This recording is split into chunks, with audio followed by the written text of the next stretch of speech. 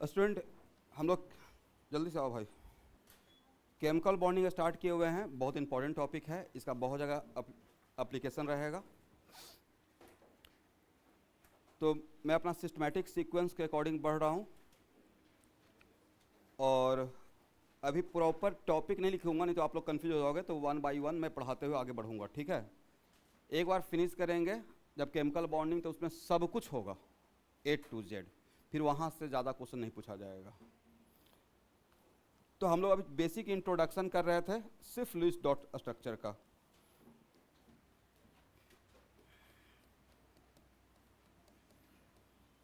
अभी आपको ये नहीं सिखाया हूँ स्टूडेंट कि how to draw the Lewis dot structure for molecule, बस मैं एग्जांपल लेते जा रहा हूँ, फिर उसका प्रॉपर एक रूल सिखाऊंगा। बट एक मिनट, इज इट कंपलसरी कि हर मॉलिक्यूल का आप लुईस डॉट स्ट्रक्चर ड्रॉ ही कर लेंगे? क्योंकि लुईस डॉट स्ट्रक्चर बेस्ड ही है ऑक्टेट रूल पे, और आज के डेट में बहुत जगह पे ऑक्टेट रूल का फेलियर हो चुका है, राइट। तो इट इज़ नॉट कंपलसरी कि जो हम लोग लुईस डॉट स्ट्रक्चर मॉलिक्यूल का दिखाएंगे, तो वहाँ पे इट इज़ नॉट कंपलसरी कि हमेशा शेयरिंग के बाद भी ऑक्टेट पूरा ही होगा। एक कंपलसरी है क्या कि आप शेयरिंग का वन ऑफ द वजह क्या है? एक वजह तो था एनर्जी कॉन्सेप्ट, वो तो ऑलवेज वैलिड रहेगा कि कोई भी मॉलिक्यूल या एटम आपस में कंबाइन होता है किसके लिए? अपने स्टेबिलिटी को गेन करने के लिए। तो हो गया एनर्जी का कॉन्सेप्ट। दूसरा कॉन्सेप्ट हम लोग किस पे चल रहे हैं? For fulfil of octet. But it is not compulsory, हाँ 80% में जगह पे काम करेगा, बट एक कंपलसरी नहीं है कि आफ्टर फॉर्मेशन ऑफ बॉन्ड उसका ऑक्टेट फुलफिल ही हो भी सकता। और तो जहाँ पे नहीं होगा तो वहाँ पे एक लाइन लिख कर आगे बढ़ेंगे कि यहाँ पे लिमिटेशन ऑफ लुईस है या फेलियर ऑफ कम या वहाँ पे फेलियर ऑफ क्या हो गया है? Octet rule. अब यहाँ देखिए,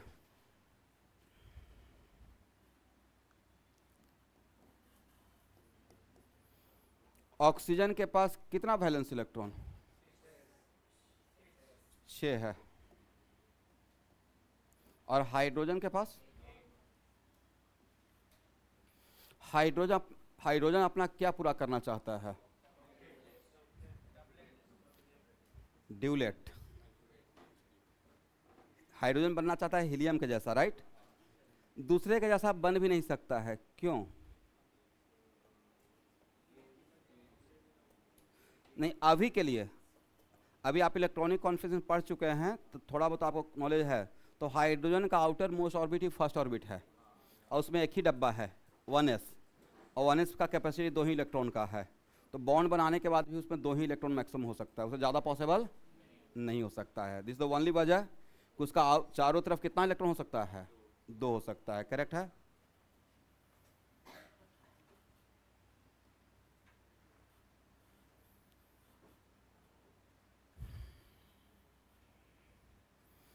बोलिए, ऑक्सीजन के चारों तरफ कितना इलेक्ट्रॉन हो गया स्टूडेंट? 8। ऑक्सीजन का क्या पूरा हो गया? ऑक्टेट। हाइड्रोजन का क्या पूरा हो गया? ड्यूलेट, करेक्ट है।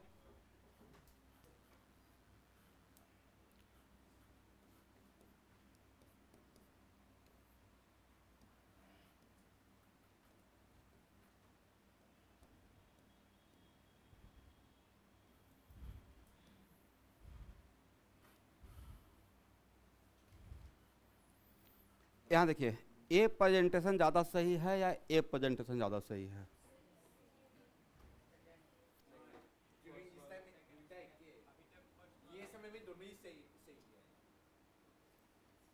कौन सा प्रेजेंटेशन ज़्यादा सही है?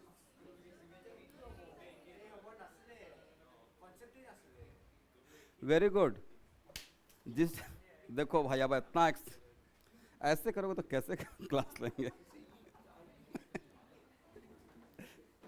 अब यहाँ पे ठीक है, कोई गलत या सही हो जाएगा तो आपस में क्या मारपीट कर लेना है?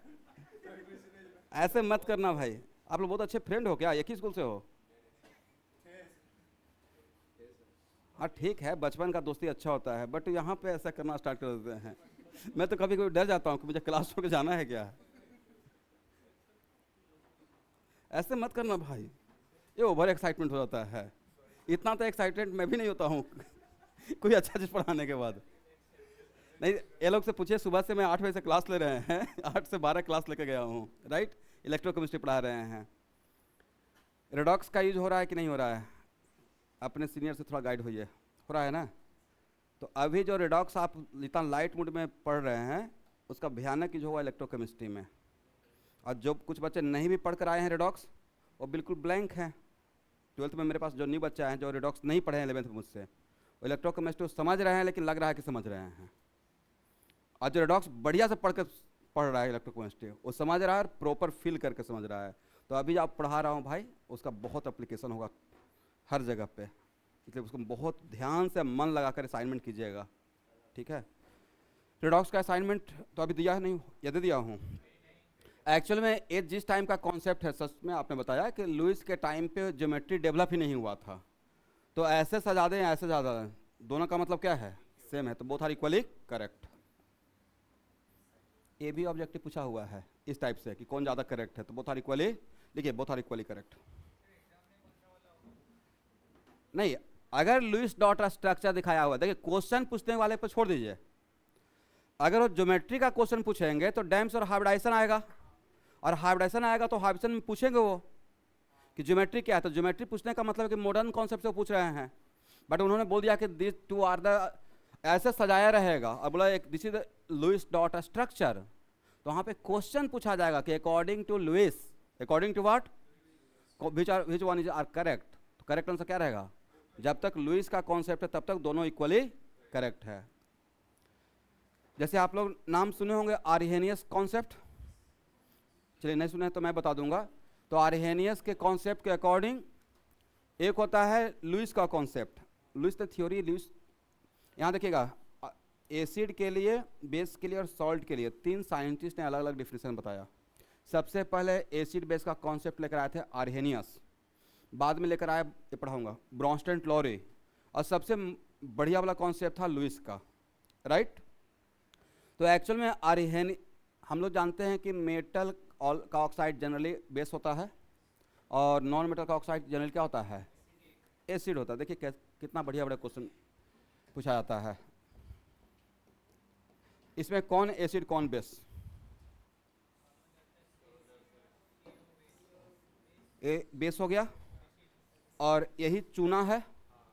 बाहर में अगर फ्रेश चूना को, लाइम को अगर बाहर में रख दिएगा बहुत दिन तक, उसमें वाटर का पानी नहीं पड़ा है, फिर भी वो आफ्टर सम टाइम पत्थर बन जाएगा, चूना पत्थर, संगमरमर, मतलब कैल्शियम कार्बोनेट, क्योंकि इन्वायरमेंट में CO2 है।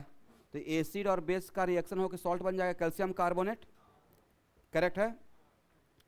आज एक और थ्योरी पढ़ाने जा रहे हैं, फजन्स रूल। फजन्स रूल पे मैं आज ही सुबह में कुछ बच्चे डाउट पूछ रहे थे केमिकल बॉन्डिंग का, बहुत सारा क्वेश्चन पूछा हुआ है।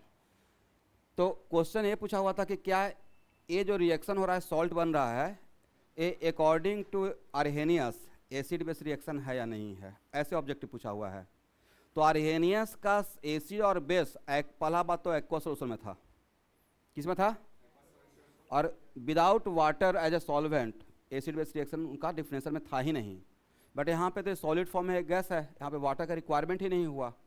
But according to Arrhenius acid base reaction, ये एक्चुअल में है एसिड बेस रिएक्शन, ये है बेस, ये है एसिड, बट आर्हेनियस के अकॉर्डिंग नहीं है। तो जो भी क्लासिकल या ओल्ड थ्योरी भी हम लोग पढ़ते हैं, तो आज के दिन वैलिड हो या नहीं हो इससे मुझे मतलब नहीं है। क्वेश्चन आएगा, मेरा 4 मार्क्स मिलना चाहिए, दैट्स इट, ठीक है।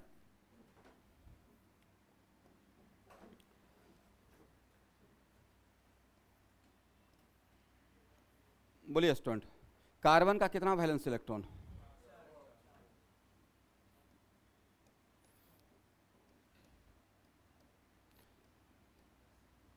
कार्बन को अपना ऑक्टेट पूरा करने के लिए कितना इलेक्ट्रॉन चाहिए?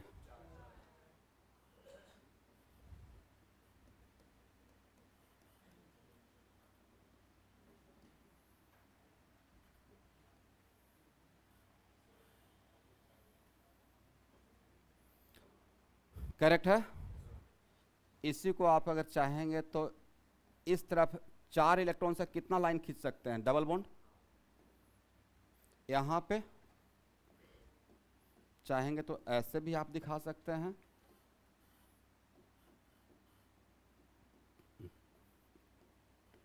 ये बहुत हेल्प करेगा स्टूडेंट। अब इसी को CO2 में मैं ऐसे पूछूंगा, या ऑर्गेनिक केमिस्ट्री में भी आते रहेगा, कि इस ऑक्सीजन पे कितना लोन पेयर है, कितना लोन पेयर है? बताए थे ना कि पेयर किसको बोलते हैं? Electron pair. 2 electron present in same orbital, 2 electron present in same orbital. तो यहाँ पे कितना लोन पेयर रहेगा? 2 लोन पेयर रहेगा। यहाँ भी कितना लोन पेयर रहेगा? 2 लोन पेयर रहेगा। करेक्ट है?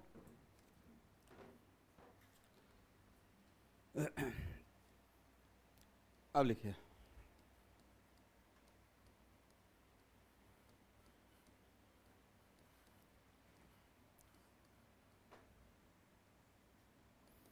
Coordinate bond. और कोऑर्डिनेट बॉन्ड का ही एक और नाम है, पढ़ी तो स्टूडेंट? और यहाँ से ही आगे किसी चैप्टर में आपको सिखाऊंगा डेंटिसिटी। बट अभी जानिए कोऑर्डिनेट बॉन्ड का दूसरा नाम क्या रहेगा? Dative bond. लिखिए, it is a special type of covalent bond, it is a special type of covalent bond in which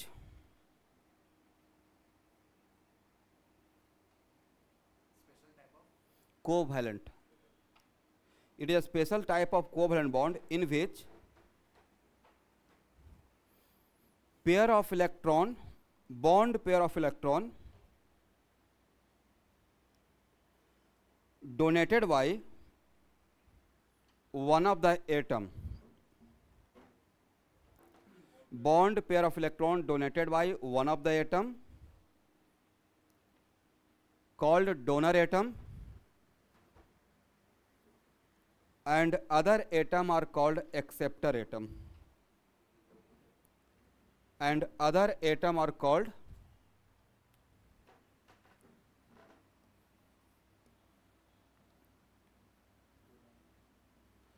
यहाँ देखिएगा एवरीवन, इसका मतलब है कि ध्यान सुनो भाई, यहाँ भी शेयरिंग ही होगा, यहाँ भी शेयरिंग होगा, बट उस शेयरिंग में फ़र्क क्या रहेगा?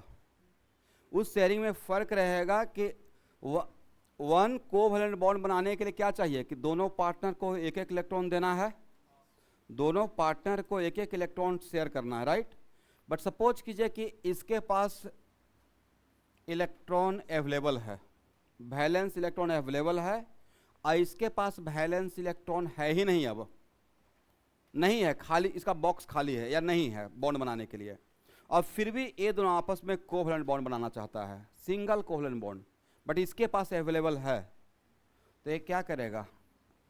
इस शेयरिंग में, इस साझा में यही डोनेट करेगा।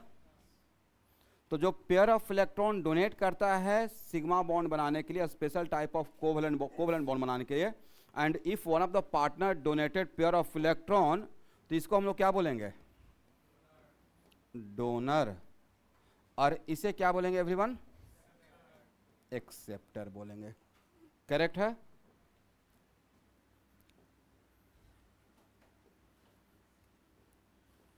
बट डोनेट करने के बाद इस 2 इलेक्ट्रॉन पे ए का राइट रहेगा, बी का राइट रहेगा, या दोनों का राइट हो जाएगा?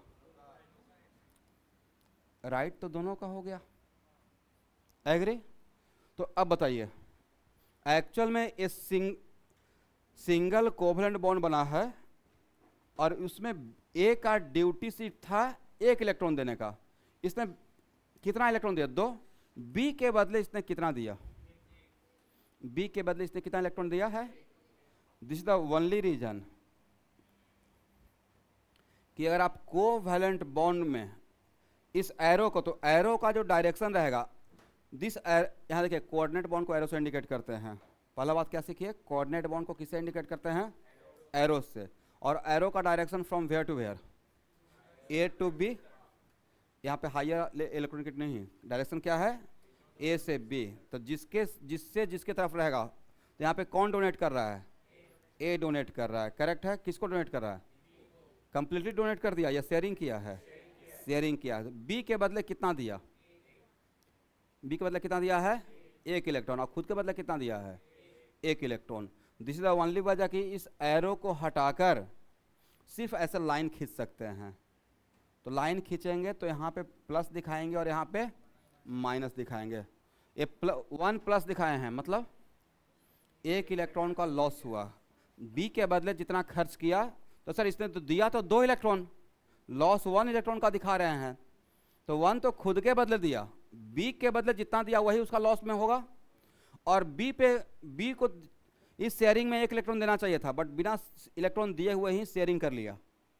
तो बी का ड्यूटी कितने इलेक्ट्रॉन का था देने का, अगर देता तो कोवलेंट बॉन्ड बनाने के लिए 1 इलेक्ट्रॉन, बट बिना 1 इलेक्ट्रॉन दिए हुए इसने बॉन्ड बना लिया है, इसको प्रॉफिट कितने का होगा, 1 इलेक्ट्रॉन का। आज के बाद कोऑर्डिनेट बॉन्ड को हटाकर विदाउट एरो नहीं दिखाना चाहते हैं तो प्लस माइनस के तरीके से भी दिखा सकते हैं। तो जो डोनर रहेगा उस पर क्या देंगे, 1 यूनिट पॉजिटिव चार्ज, और जो ले रहा है एक्सेप्टर रहेगा उसको क्या दिखाएंगे, 1 यूनिट निगेटिव चार्ज। तो सो मेनी टाइम्स ऐसे भी इंडिकेट करेंगे और ऐसे भी इंडिकेट करेंगे। तो इसके बदले ए लिख रहे हैं, तो ज़रूरत पड़ने से इसके बदले क्या ए लिख सकते हैं। अगर एरो के बदले प्लस और माइनस लिख रहे हो तो प्लस और माइनस के बदले इस सिंगल बॉन्ड को हटाकर क्या एरो इंडिकेट कर सकते हैं। हो गया, इसको हटाएं स्टूडेंट।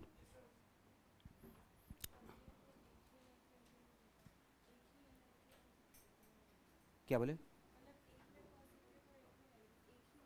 हाँ इससे ज़्यादा नहीं, एक मिनट, पॉजिटिव और निगेटिव इससे ज़्यादा हो सकता है। एरो के बदले वन ऑफ द एरो के बदले 1 प्लस और 1 माइनस, मैंने ये नहीं बोला कि 1 प्लस और 1 माइनस ही रहेगा, बट इस एरो के बदले कितना प्लस माइनस रहेगा, इस एरो के बदले वन ऑफ द एरो के बदले इस पे प्लस और इस पे, हो सकता है कि ए पे पहले से चार्ज हो, मुझे तो नहीं पता है, इट माइट भी ऐसा हो सकता है ना कि इस एरो के इस पे पहले से 1 यूनिट माइनस भी हो, या उतना छोड़िए, ऐसा भी तो हो सकता है कि बी पे पहले से 1 यूनिट पॉजिटिव चार्ज हो, कितना, और इस कोऑर्डिनेट बॉन्ड के बदले क्या आ गया, निगेटिव, तो निगेटिव और पॉजिटिव बिकम्स क्या हो जाएगा, 0 हो जाएगा। हो सकता है कि आपको चार्ज नज़र भी नहीं आए, करेक्ट है। अब यहाँ देखना है स्टूडेंट,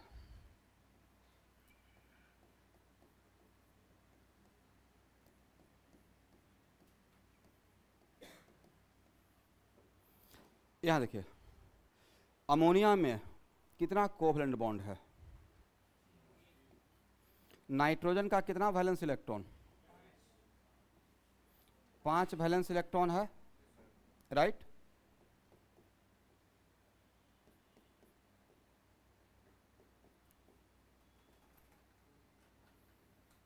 इसके साथ 3 हाइड्रोजन जुड़ा हुआ है, तीनों हाइड्रोजन अपना ड्यूलेट पूरा कर लिया, हीलियम का जैसा बन गया। नाइट्रोजन अपना ऑक्टेट पूरा करना चाहेगा, क्या नाइट्रोजन का ऑक्टेट पूरा हो गया, 2 2 4 2 6 2 8, बट यहाँ पे nitrogen out of 5 valence electron कितना वैलेंस इलेक्ट्रॉन को कोवैलेंट बॉन्ड में यूज कर रहा है, 3 वैलेंस इलेक्ट्रॉन को कोवैलेंट बॉन्ड में यूज कर रहा है। तो यहाँ पे नाइट्रोजन का कोवैलेंसी कितना है, यहाँ पे नाइट्रोजन का कोवैलेंसी है 3, कितना है, 3 है।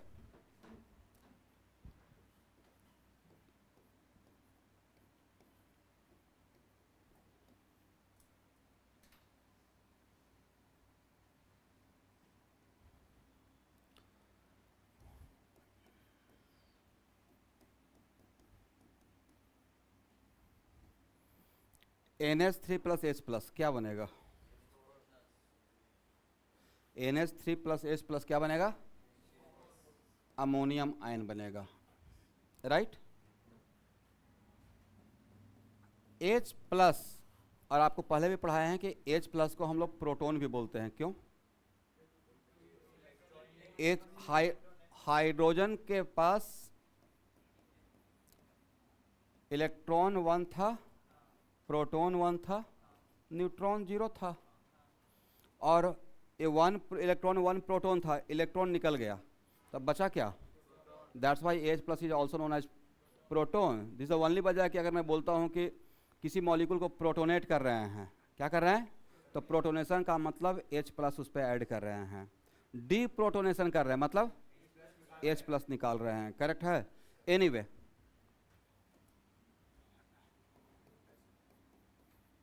यहाँ देखिए स्टूडेंट, यहाँ पे इन दोनों के बीच में अगर बॉन्ड बन रहा है तो H प्लस के पास बॉन्ड बनाने के लिए इलेक्ट्रॉन है क्या, बॉन्ड बनाने के लिए इलेक्ट्रॉन नहीं है, और अमोनिया NH4+ में चारों हाइड्रोजन कोवैलेंट बॉन्ड से ही अटैच है। मतलब यहाँ पे अमोनिया और H+ में जो बॉन्डिंग हो रहा है उसमें आयनिक बॉन्ड नहीं है, आयनिक बॉन्ड नहीं है। तो आयनिक बॉन्ड नहीं है तो फिर दो ही बॉन्ड बच सकता है, या तो कोवैलेंट नहीं तो कोऑर्डिनेट। इसके पास इलेक्ट्रॉन है नहीं, इसका ऑक्टेट पूरा हो चुका है, देखिए इसका ऑक्टेट ऑलरेडी नाइट्रोजन का फुलफिल है, बट यहाँ पे इसका 2 इलेक्ट्रॉन बॉन्ड फॉर्मेशन से पार्टिसिपेट नहीं किया है, आइडियली पड़ा हुआ है, तो ये क्या करेगा? यस, तो इस 2 इलेक्ट्रॉन का यूज करेगा H+ के साथ बॉन्ड बनाने के लिए। और यहाँ पे अमोनिया का नाइट्रोजन और H+ के बीच में जो कोवैलेंट बॉन्ड बनेगा उसमें bond pair of electron donated by one of the partner, वो पार्टनर कौन है? नाइट्रोजन। एग्री? तो NH4+ में यहाँ देखो भाई, NH4+ में ऐसा बॉन्ड बना हुआ है। अब देखिए कितना कोवैलेंट कितना कोऑर्डिनेट, 3 कोवैलेंट और 1 कोऑर्डिनेट। क्या इस एरो के बदले कुछ दिखा सकते हैं स्टूडेंट? एरो को हटाकर मुझे दिखना है तो कैसे रहेगा? सिर्फ लाइन रहेगा, तो इसके बदले, इस एरो के बदले किसको पॉजिटिव दे किसको निगेटिव दे? N को पॉजिटिव, H को, बट H के पास पहले से एक पॉजिटिव था, बोलिए यस। तो प्लस और माइनस बिकम्स व्हाट?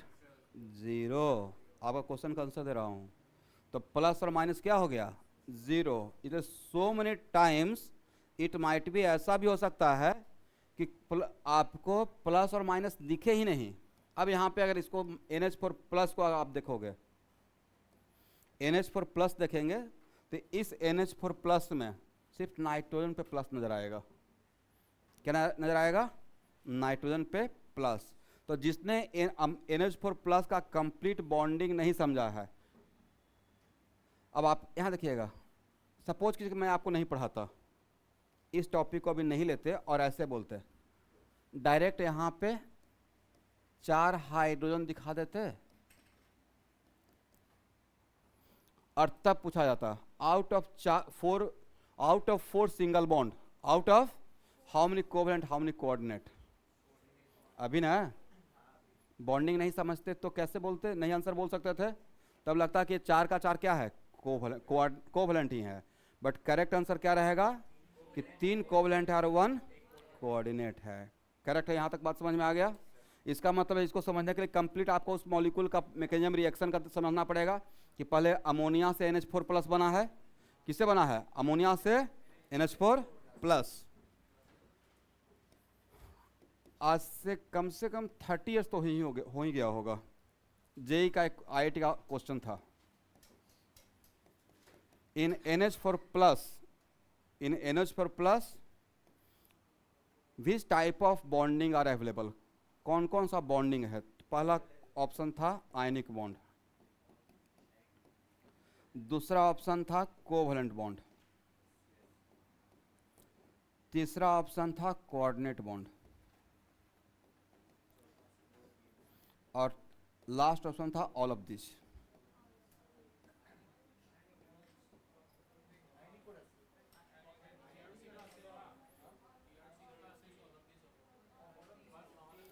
आंसर देने के बाद सब लोग अपना अपना सोचना भाई, आपस में डिस्कशन करके नहीं।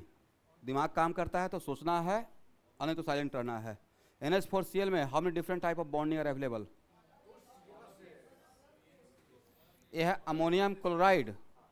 अमोनियम क्लोराइड है तो पहले तो ये सॉल्ट है, और सॉल्ट में कटायन और अनायन रहेगा, प्लस और माइनस, तो आयनिक बॉन्ड हो गया।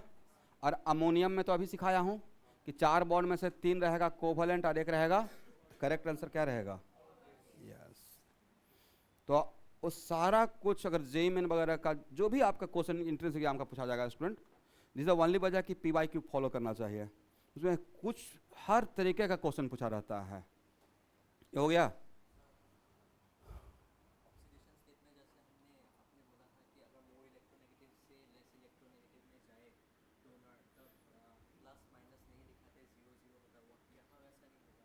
वो तो रिडॉक्स, वो तो इंडिविजुअल ऑक्सीडेशन नंबर निकालने का टेक्निक बताए थे। वो रियल में होता है क्या? वो रियल ऑक्सीडेशन नंबर रियल है, रियल हो भी सकता है और रियल नहीं भी हो सकता है। वो तो वहाँ पे मैंने ऑक्सीडेशन नंबर निकालने का टेक्निक बता रहा था। हर एक कोऑर्डिनेट बॉन्ड में कोऑर्डिनेट बॉन्ड को हटाकर प्लस माइनस दिखा सकते हैं। एवरी कोऑर्डिनेट बॉन्ड को हटाकर, एरो को हटा के प्लस और माइनस, ये तो लॉजिकल बात है ना। लॉजिकल बात क्या है कि शेयरिंग कर रहे हैं, बट उस शेयरिंग में जो इलेक्ट्रॉन दे रहे हैं वो ना तो पार्टनर दे रहा है, तो दूसरे के बदले एक इलेक्ट्रॉन अपना खर्च कर रहा है, तो उसमें प्लस रहेगा, दूसरे के पे माइनस रहेगा। तो हर कोऑर्डिनेट बॉन्ड को आप प्लस माइनस से इंडिकेट कर सकते हैं। ठीक है,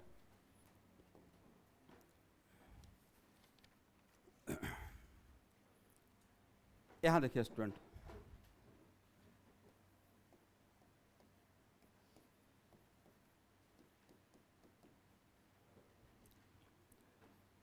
बोरॉन का वैलेंस इलेक्ट्रॉन, स्टूडेंट मुझे डिस्ट्रैक्ट मत करो भाई, आपका सिलेबस बहुत बड़ा है। यहां देखिए, बोरॉन का कितना वैलेंस इलेक्ट्रॉन है? 3। क्लोरीन का वैलेंस इलेक्ट्रॉन 7।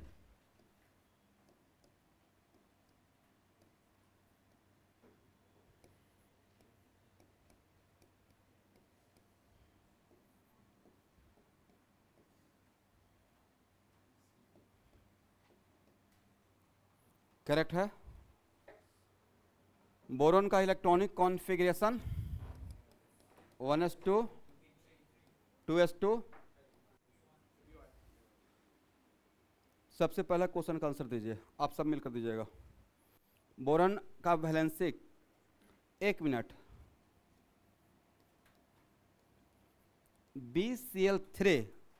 BCl3 में कितना बॉन्ड बना है? कितना सिंगल बॉन्ड बना है? 3 सिंगल बॉन्ड बना है।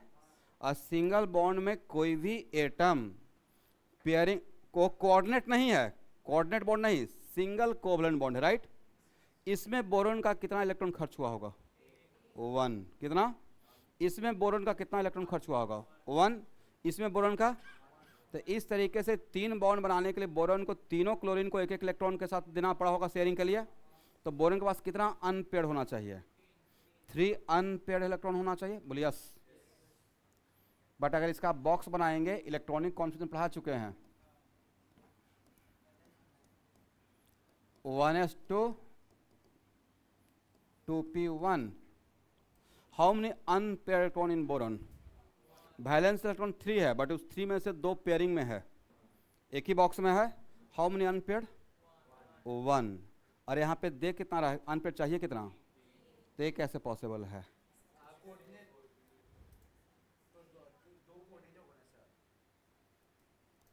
आप आराम से सोच के बताइए।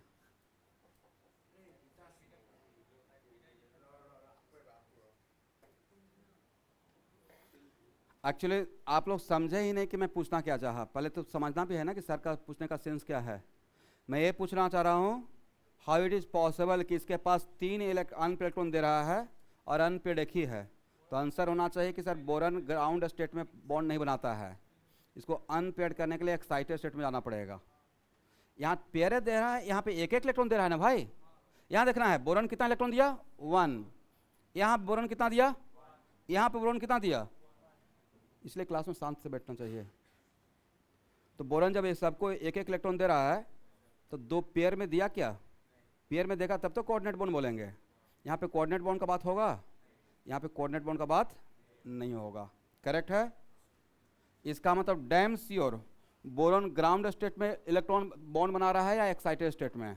एक्साइटेड स्टेट में। और ऐसा तो बहुत सारा चीज़ इलेक्ट्रॉनिक कॉन्फिगरेशन के टाइम पे सिखाए हैं। वहाँ पे सिखाए थे कि क्लोरीन का वैलेंसी 1 भी होता है, 3 भी होता है, 5 भी होता है और 7 भी होता है। इतना जल्दी कैसे भूल जाते हो भाई? हम लोग भी भूलते हैं, 1-2 साल लगता है। मतलब गिन कर अभी 2 महीना भी नहीं हुआ है। इलेक्ट्रॉनिक कॉन्फिगरेशन में आप इतना क्वेश्चन बनाए हुए हो, टेस्ट भी दिए हैं, राइट। और वहाँ पे हर जगह पे मैंने रुका है कि देखो भाई इसका 1 3 5 7 प्रूफ किया हूँ। क्लोरीन का वैलेंस इलेक्ट्रॉन 7 होता है, पर उसका वैलेंसी 1 ग्राउंड स्टेट में होता है, फिर एक जंप करता है, राइट। और वहाँ पे n प्लस एल रूल से सिखाते गए थे। यहाँ पे किसका एनर्जी लेवल ज़्यादा है?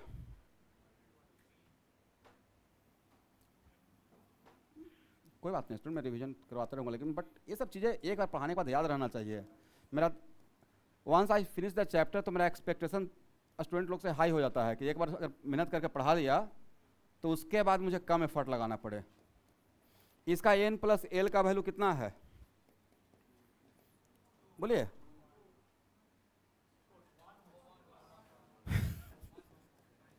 आप लोग जाग जाओ भाई, संडे है। एक तो ड्रॉपर बैच के स्टूडेंट संडे मना ही लेते हैं, बट आप लोग तो बहुत सिंसियर हो 11th क्लास के बच्चे। इसका n प्लस एल का value 2 + 1 equal to what? Oh sorry, 2 + 0 equal to 2 + 1 equal to value of n plus L का वैल्यू ज़्यादा आता है, एनर्जी का लेवल ज़्यादा। तो हम लोग को अगर बॉन्ड बोरॉन का वैलेंसी कितना होता है? 3, कोवैलेंसी 3 होता है, 3 कोवैलेंट बॉन्ड बनाता है। तो 3 कोवैलेंट बॉन्ड बनाने के लिए उसको तीनों को एक एक इलेक्ट्रॉन देना पड़ेगा, अनपेयर करना पड़ेगा। बट यहाँ पे आउट ऑफ 3 एक ही अनपेयर्ड है, तो क्या करेंगे?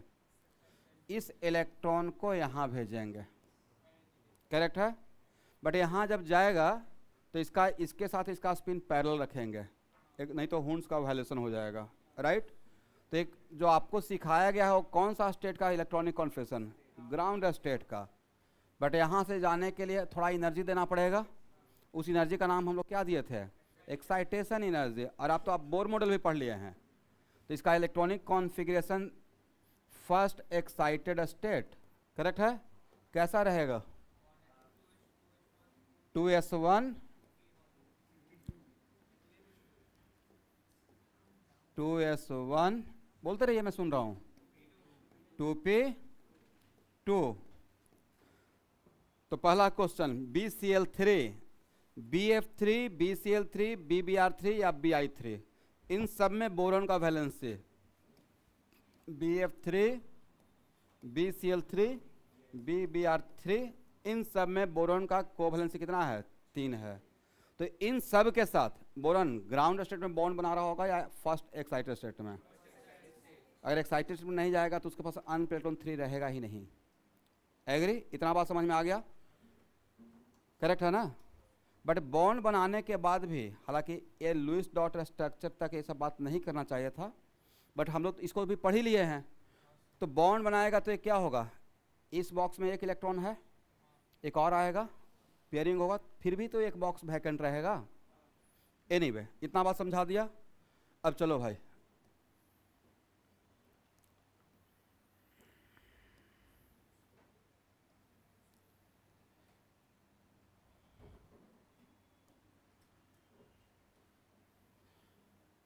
बोरॉन अपना मैक्सिमम कोवैलेंसी कितना शो कर सकता है? वैलेंस इलेक्ट्रॉन 3 है तो मैक्सिमम कोवैलेंसी और 3 ही शो कर सकता है। तो BCl3 में अपना मैक्सिमम वैलेंस इलेक्ट्रॉन शेयर करने के बाद भी यहाँ भी एक इलेक्ट्रॉन दिया, यहाँ भी एक इलेक्ट्रॉन दिया, यहाँ भी एक इलेक्ट्रॉन दिया, तो इतना तो बोल सकते हैं कि एक्साइटेड स्टेट में जाकर ही ये काम कर रहा होगा। बट क्या बोरॉन का ऑक्टेट फुलफिल हुआ? बोरॉन का ऑक्टेट फुलफिल नहीं हुआ। तो यहाँ भी लुईस का फेल्यूर है, बट फिर भी हम लोग लुईस डॉट स्ट्रक्चर दिखा रहे हैं, करेक्ट है। ये स्ट्रक्चर ड्रॉ कीजिएगा स्टूडेंट।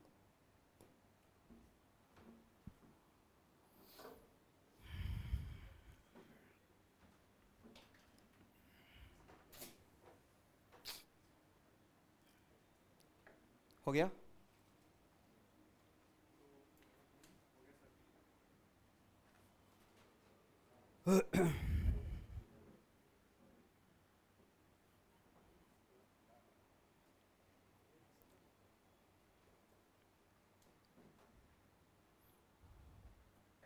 करेक्ट है। How many electron around the boron? 6। Octet से कितना इलेक्ट्रॉन कम है?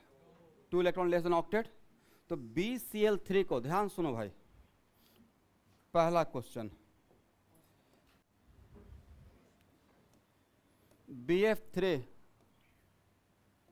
बहुत इंपॉर्टेंट स्टूडेंट, कदम 5 टाइम्स मिनिमम आया हुआ होगा।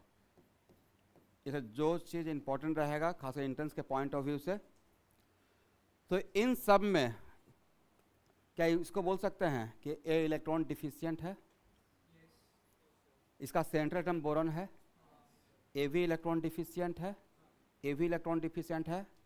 तो जो भी इलेक्ट्रॉन डिफिशियंट रहेगा उसी को आगे चलकर नाम दे दूंगा लुईस एसिड। क्या नाम दे देंगे? बोलिए, लुईस के अकॉर्डिंग एसिड का डिफिनेशन क्या है? अकॉर्डिंग टू, मैंने नहीं पढ़ाया है, अगर थोड़ा बहुत जानते हो तो बोल सकते हैं। लुईस के अकॉर्डिंग जो पेयर ऑफ इलेक्ट्रॉन डोनेट करता है उसको लुईस बेस बोलते हैं, और अकॉर्डिंग टू लुईस कॉन्सेप्ट जो पेयर ऑफ इलेक्ट्रॉन एक्सेप्ट करता है उसको लुईस एसिड बोलते हैं। याद रहेगा आज के बाद? बोलिए, क्या है लुईस का कॉन्सेप्ट एसिड बेस के लिए? जो pair of electron, is it compulsory always H plus को ही देगा? तो लुईस का कॉन्सेप्ट है जो पेयर ऑफ इलेक्ट्रॉन डोनेट करेगा उसको लुईस बेस बोलेंगे, और जो पेयर ऑफ इलेक्ट्रॉन एक्सेप्ट करेगा उसको लुईस एसिड बोलेंगे। दिस इज द ओनली वजह कि सो मेनी टाइम्स इन सब को ऑर्गेनिक केमिस्ट्री में as a Lewis acid use करते हैं। इसको क्या यूज, कैसे, किसके लिए यूज करते हैं? Lewis acid.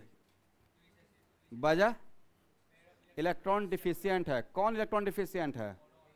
इस मॉलिक्यूल का सेंट्रल एटम बोरॉन, और कितना इलेक्ट्रॉन डिफिशियंट है? 2 electron less than octet. Correct है? देखो भाई, यहाँ पे सिर्फ कोई गेस्ट अपीयरेंस थोड़े हो रहा है कि बस एक बार कंपाउंड को देखे आगे बढ़ गए।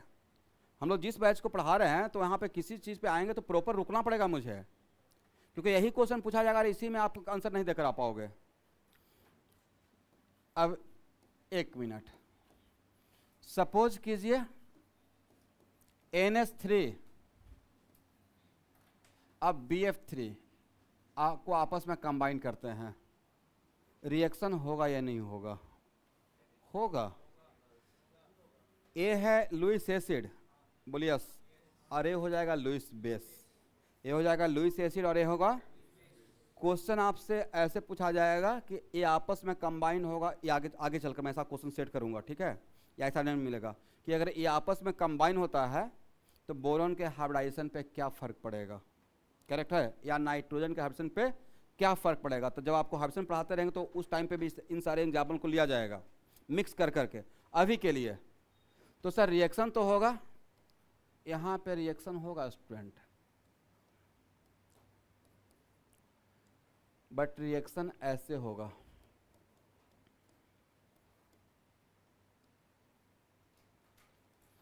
इसमें किसको रिक्वायरमेंट था बॉन्ड बनाने का? ना अमोनिया में नाइट्रोजन का ऑलरेडी ऑक्टेट पूरा था, बट इसके पास एक पेयर ऑफ इलेक्ट्रॉन बचा हुआ था, राइट?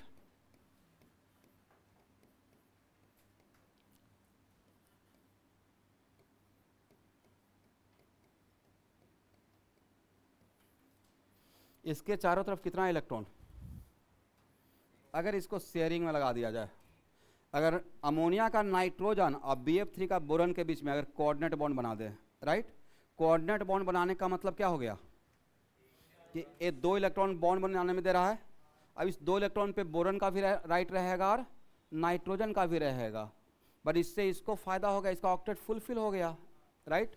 दैट्स वाई अमोनिया और BF3 के बीच में जो आफ्टर रिएक्शन जो बॉन्ड बनता है उस बॉन्ड का नाम क्या रहेगा? Coordinate bond. और किसके रिक्वायरमेंट को फुलफिल करने के लिए बोला? नाइट्रोजन का रिक्वायरमेंट या बोरॉन का रिक्वायरमेंट? कौन डोनर है, कौन एक्सेप्टर है? कौन पेयर ऑफ इलेक्ट्रॉन डोनेट कर रहा है, कौन एक्सेप्ट कर रहा है? ए डोनेट कर रहा है, एक्सेप्ट कर रहा है। तो क्या इसको बोल सकते हैं कि यहाँ पे ए लुईस बेस है अकॉर्डिंग टू लुईस कॉन्सेप्ट? ये क्या हो गया? लुईस, और ये क्या हो गया? Lewis acid. ठीक है? और अगर आप एरो नहीं रखना चाहते हैं तो इसको कैसे प्रेजेंट करेंगे?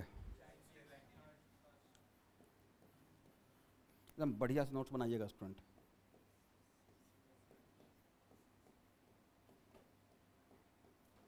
इस पे प्लस और इस पे माइनस।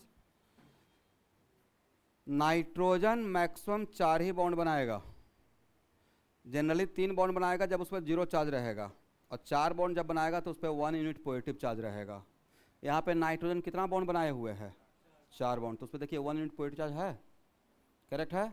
इस पे प्लस, इस पे माइनस। ये प्लस माइनस किसके बदले? कोऑर्डिनेट बॉन्ड के बदले, करेक्ट है? यहाँ हो गया, इसको हटाएं, चलिए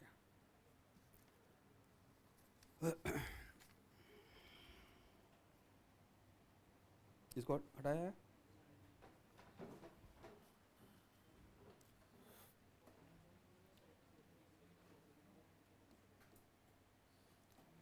अब लिखिए favourable condition for ionic bond,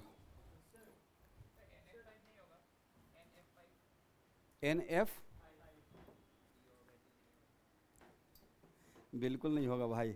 NF5 क्या, नाइट्रोजन कहीं पे 5 बॉन्ड बनाएगा ही नहीं। नाइट्रोजन 5 बॉन्ड कभी नहीं बनाएगा। रीजन आप ही लोग बोलो भाई। नाइट्रोजन कभी 5 बॉन्ड बनाएगा? आज के डेट में क्यों नहीं बनाएगा? खैर लुईस के टाइम तक तो था कि ऑक्टेट बड़ा हो जाएगा, 8 से 10 ज़्यादा 10 हो जाएगा। आज के टाइम पे नाइट्रोजन का लास्ट ऑर्बिट का नाम बताइए, आउटर मोस्ट ऑर्बिट का। ऑर्बिट का नाम पूछ रहा हूं, नॉट सबसेल का। बोलिए second orbit. Second orbit is the last orbit. उसमें कौन कौन सा सबसेल? 2s और 2p मिलाकर कितना बॉक्स बनता है? 4। तो बिफोर बॉन्ड या आफ्टर बॉन्ड? बिफोर या आफ्टर मैक्सिमम 8 इलेक्ट्रॉन ही एकोमोडेट कर सकता है। विदाउट शेयरिंग या आफ्टर शेयरिंग? विदाउट शेयरिंग या आफ्टर शेयरिंग, करेक्ट है। क्योंकि आज के डेट में एक्चुअल कॉन्सेप्ट ये है कि जो बॉन्ड जो बनाएगा भी तो मॉडर्न थ्योरी में ओवरलैपिंग ऑफ ऑर्बिटल से बनता है। तो इसके पास 2s, इसमें 1 बॉक्स है, इसमें 3 बॉक्स है, टोटल कितना बॉक्स है? 4 बॉक्स मिलाकर 8 इलेक्ट्रॉन ही एकोमोडेट कर सकता है मैक्सिमम, उससे ज़्यादा एकोमोडेट नहीं कर सकता। दिस द ओनली वजह कि नाइट्रोजन कभी भी 5 बॉन्ड नहीं बनाएगा। Nitrogen can not be pentavalent, nitrogen can not be, नहीं तो एक्सपेंशन ऑफ ऑक्टेट हो जाएगा, उसके लिए उसके पास बॉक्स अवेलेबल नहीं है, करेक्ट है।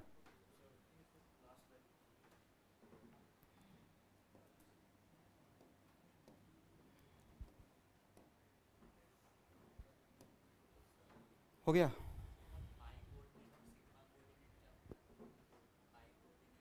आएंगे स्टूडेंट, अब मुझे तो अपने पेस में चलने दीजिए। एक ही बार सब कुछ पूछेगा तो ऐसे मैं क्लास के बाद आपको बता दूंगा, ठीक है। आप बात कर रहे हो बैक बॉन्डिंग का, राइट? तो आराम से चलेंगे ना।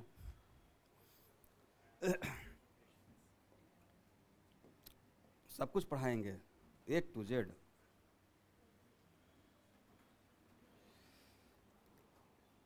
एक मिनट आपके लिए सिर्फ, बाकी लोग सुनकर छोड़ देना भाई। समटाइम्स ऐसा भी हो सकता है कि A और B के बीच में बॉन्ड बन चुका, सिग्मा बॉन्ड, और मल्टीपल बॉन्ड बनता है। क्या बनता है? मल्टीपल बॉन्ड अगर बनता है तो क्या रहेगा? एक रहेगा सिग्मा, दूसरा रहेगा पाई। सपोज कीजिए कि लेटर सपोज कि ऑलरेडी एक कोवैलेंट बॉन्ड बन गया। यहां देखना, आप पहले वो सब काम कर लीजिए फिर पढ़ाते हैं। क्यों ऐसा करते हो भाई? नहीं तो बोलो अगर नहीं क्लास करने का मन है सबको तो संडे मैं भी आज बना लेता हूँ, आराम से चलते हैं, थोड़ा फैमिली को भी टाइम देंगे। जाकर यहाँ पे दौड़ धूप कर जाते हैं, खाना खा के बच्चों को साइड करके एकदम ज़बरदस्ती 1 घंटा सोना ही है, ताकि फिर से मैं एनर्जी फील कर सकूं और यहाँ पे 4 घंटा आकर एक्टिंग कर सकें। तो आपके लिए मैं भी, आपने एडमिशन लिया है, पैसा दिया है, नो डाउट, तो उस पैसे का सही यूटिलाइज होने के लिए मुझे भी तो आके पढ़ाना पड़ेगा, करेक्ट है। तो क्लास में मोबाइल वगैरह यूज़ करते रहेंगे तो मैं पढ़ा पाऊँगा? और जब मेरे सामने ही आप मोबाइल सब लोग यूज़ कर लेते हो तो घर पे तो बिल्कुल कंट्रोल नहीं रहता होगा। यहाँ देखिए, अगर एक को, ये सबको बोल रहा हूँ क्लास में प्लीज़ मोबाइल बैग में रखिएगा।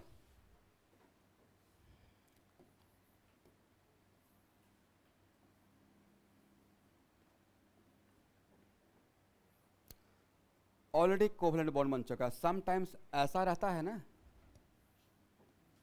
कि कोवैलेंट बॉन्ड बन गया, मल्टीपल बॉन्ड है, उस मल्टीपल में एक ऐसे है और एक ऐसे है, बोलिए यस। तो एक तो ये सिग्मा है, ये क्या है? कोऑर्डिनेट बॉन्ड है। बट जो डबल बॉन्ड बनेगा, एक कोऑर्डिनेट बॉन्ड जब बना वो एक्चुअल में क्या फिर से सिग्मा बनाएगा या पाई बॉन्ड बनाएगा? इसको पाई कोऑर्डिनेट बोलेंगे। क्या बोलेंगे? Pi coordinate. अरे होता है due to back bonding. Back bonding नहीं भी रह सकता है, तो यहाँ पे मल्टीपल बॉन्ड में अपार्ट फ्रॉम कोवलेंट बॉन्ड जो एक्स्ट्रा जो कोऑर्डिनेट बनता है उसको हम वो रिस्पॉन्सिबल रहता है पाई बॉन्ड बनाने के लिए, because we know that multiple bond में सिग्मा तो एक ही रहेगा, रेस्ट क्या रहेगा? पाई। तो कोऑर्डिनेट दो टाइप का हो सकता है, सिग्मा कोऑर्डिनेट और पाई कोऑर्डिनेट। अगर किसी दो एटम के बीच में एक ही बॉन्ड बना है, किसी दो एटम के, अच्छा क्वेश्चन था आपका, लेकिन ये बैक बॉन्डिंग में लाते ही, किसी दो एटम के बीच में अगर एक ही बॉन्ड बना है वो कोऑर्डिनेट है। क्या है?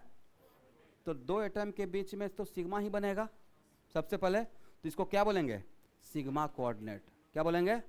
लेकिन किसी दो एटम के बीच में सिग्मा पहले ही बन चुका है और उसके बाद भी कोऑर्डिनेट बना है, तो एक आखिर कौन सा बॉन्ड बनाया होगा? Pi bond. तो इसको क्या बोलेंगे? Pi coordinate. तो सिग्मा कोऑर्डिनेट और पाई कोऑर्डिनेट या सिग्मा बॉन्ड या पाई बॉन्ड, ये तो मॉडर्न कॉन्सेप्ट है, आएगा ही आएगा, ना चाहते हुए भी VBT में पढ़ाऊंगा। और आपको एक अलग टॉपिक ही पढ़ाएंगे, some special type of bonding.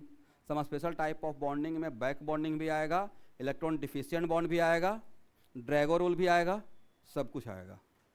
ठीक है, कुछ भी नहीं छूटेगा।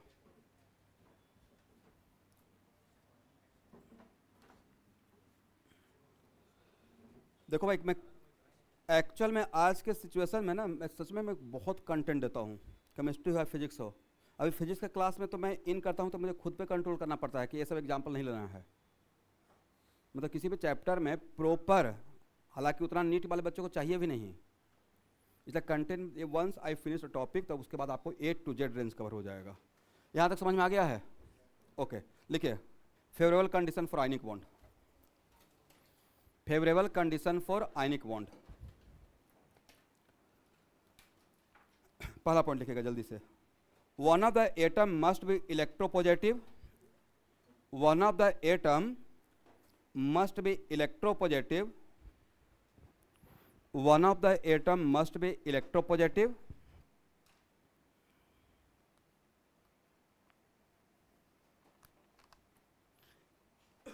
can easily loses electron,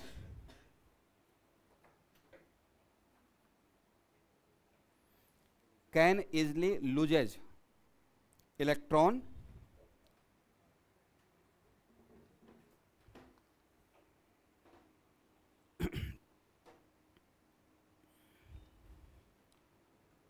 second point, other atom must be electronegative, other atom must be electronegative,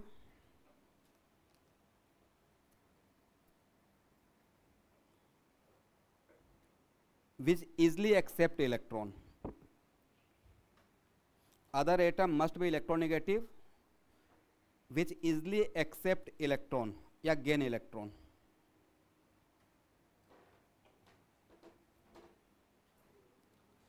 third point,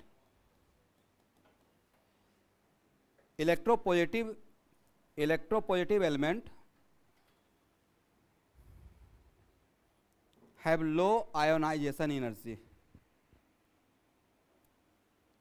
electropositive element should have low ionization energy। बोलो भाई आयोनाइजेशन एनर्जी का मतलब? आयोनाइजेशन एनर्जी का मतलब है कि minimum energy required for what? Removal of electron.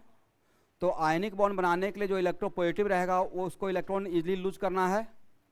तो easily loose करने का मतलब है कि उसको जो एनर्जी देंगे, एनर्जी प्रोवाइड करेंगे इलेक्ट्रॉन को आउट देने के लिए, लॉस करने के लिए, तो उसमें ज़्यादा एनर्जी देने का रिक्वायरमेंट होना चाहिए या कम?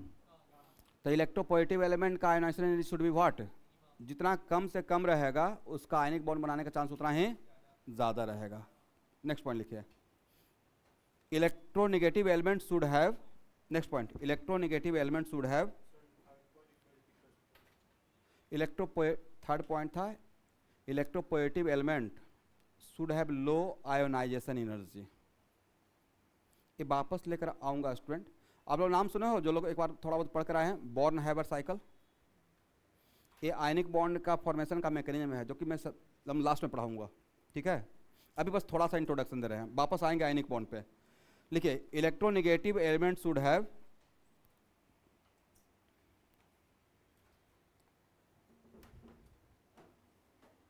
High electron gain enthalpy,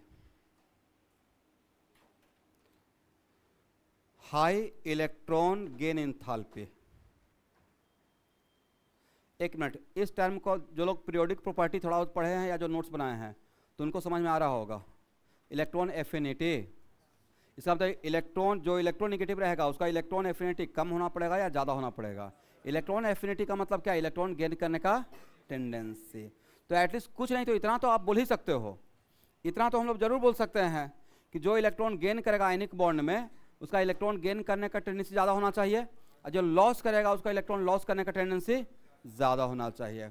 next point, एक मिनट रुकिएगा, पहले समझ लीजिए। जो आयनिक बॉन्ड बनाएगा उसका आउटर मोस्ट ऑर्बिट में वैलेंस इलेक्ट्रॉन जनरली 1, 2 या 3 होना चाहिए। जो इलेक्ट्रोपॉजिटिव रहेगा 1, 2, 3, इसका मतलब है कि इलेक्ट्रॉन चाहे या तो 1 इलेक्ट्रॉन लॉस करे, 2 इलेक्ट्रॉन लॉस करे, या मैक्सिमम 3 इलेक्ट्रॉन लॉस करे। और जो आयनिक बॉन्ड बनाएगा इलेक्ट्रॉन निगेटिव एलिमेंट रहेगा उसका वैलेंस इलेक्ट्रॉन 5, 6 या 7 होना चाहिए। कितना होना चाहिए? 5, 6, 7। 7 रहेगा तो उसको 1 इलेक्ट्रॉन ही गेन करना पड़ेगा ऑक्टेट बनाने के लिए, राइट? एक लाइन लिखिएगा।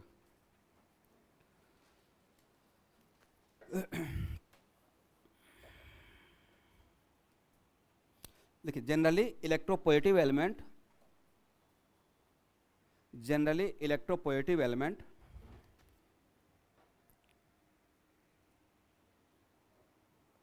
have valence electron 1, 2 और 3।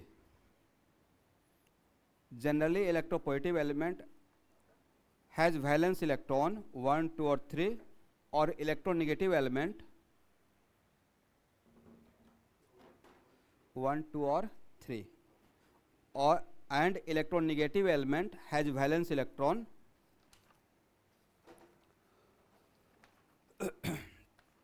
5, 6 और 7। 5, 6 और 7।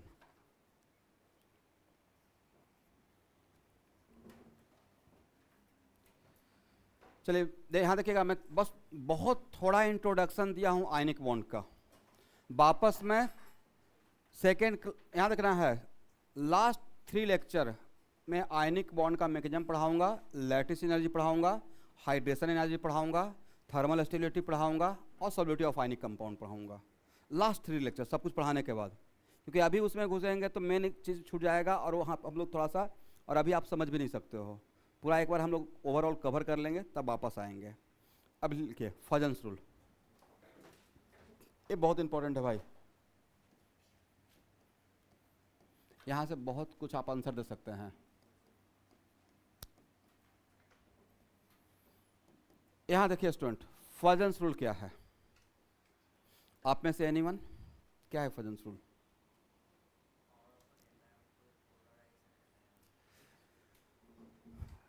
यहाँ देखिए फजन्स रूल में फजन ने क्या बताया कि every ionic bond is not 100% ionic. Every ionic bond is not 100%। इसका मतलब है कि covalent character in ionic bond, according to Fajans rule covalent character in ionic bond. लिखिए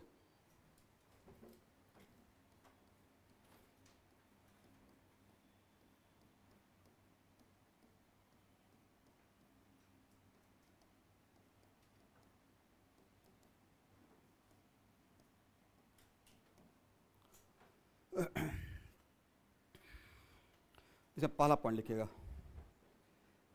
there is no compound which is 100% ionic.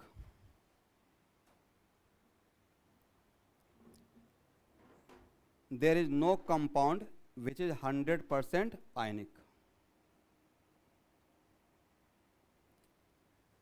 एक और point,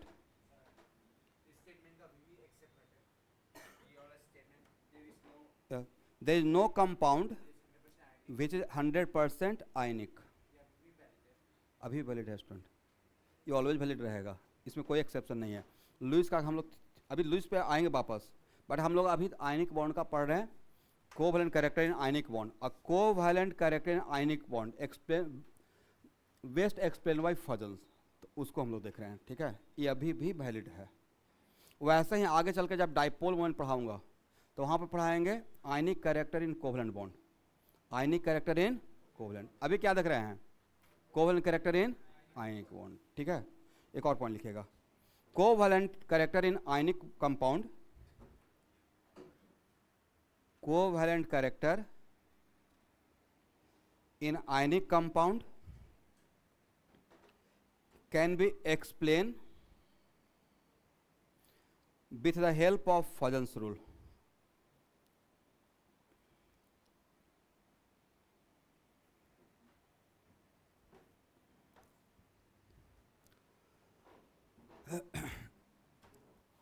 अब यहां देखना है, इसको ध्यान सुनिएगा स्टूडेंट।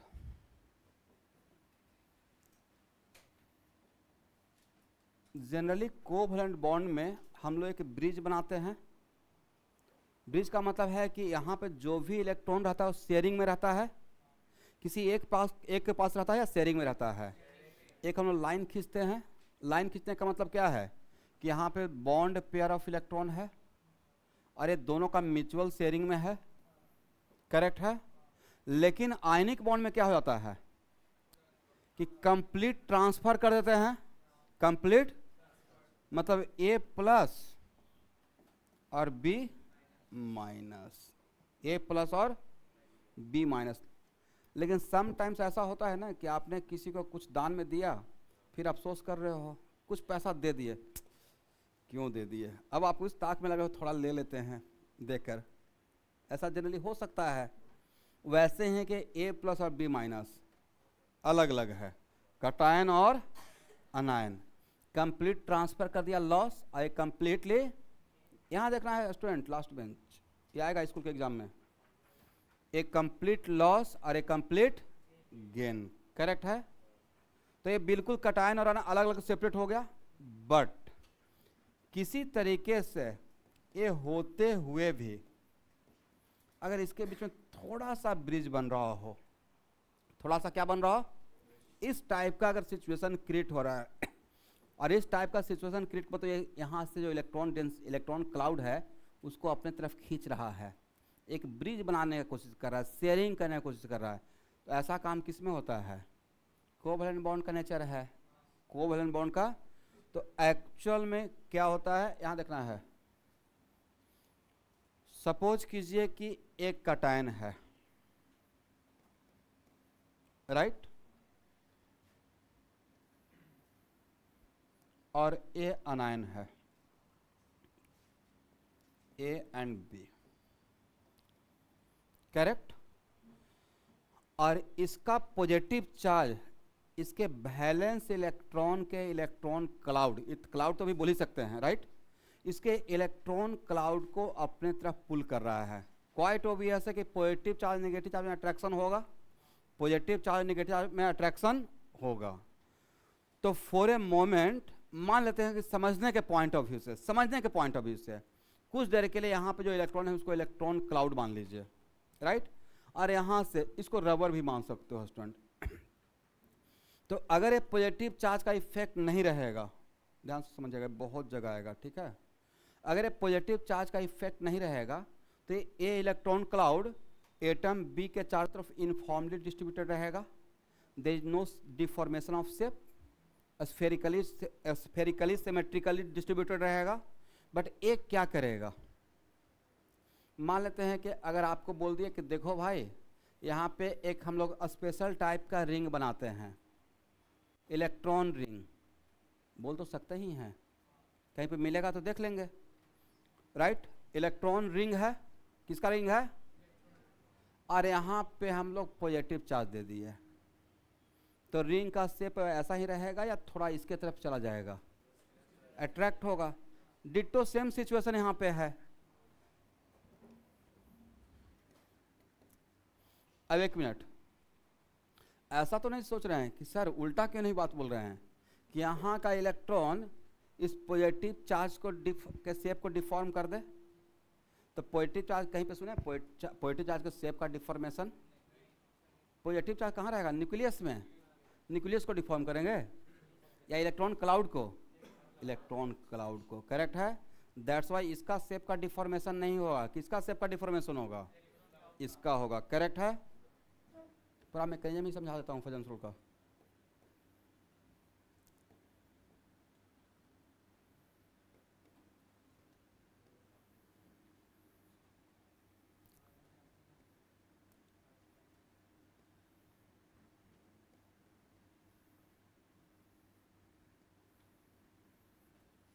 यहाँ देखिए, तो जो इलेक्ट्रॉन क्लाउड सिमेट्रिकल था, स्फेरिकल था, इसके अट्रैक्शन के वजह से ये ऐसे इसके तरफ खींच गया और इसके साथ एक क्या बनेगा, एक खींच कर अपनी तरफ ला रहा है ब्रिज बनाने के लिए, राइट। तो जो खींचा थोड़ा ब्रिज बनाने का कोशिश किया, और नहीं ब्रिज बनाता, अगर 100% आयनिक रहता, क्या रहता, 100% आयनिक रहता, तो इसका शेप क्या रहता, 100% स्फेरिकल रहता, एग्री। तो अगर इसका शेप का डिफॉर्मेशन हुआ, इसका मतलब कौन सा बॉन्ड बनने का कोशिश हो रहा है, कोवैलेंट बॉन्ड।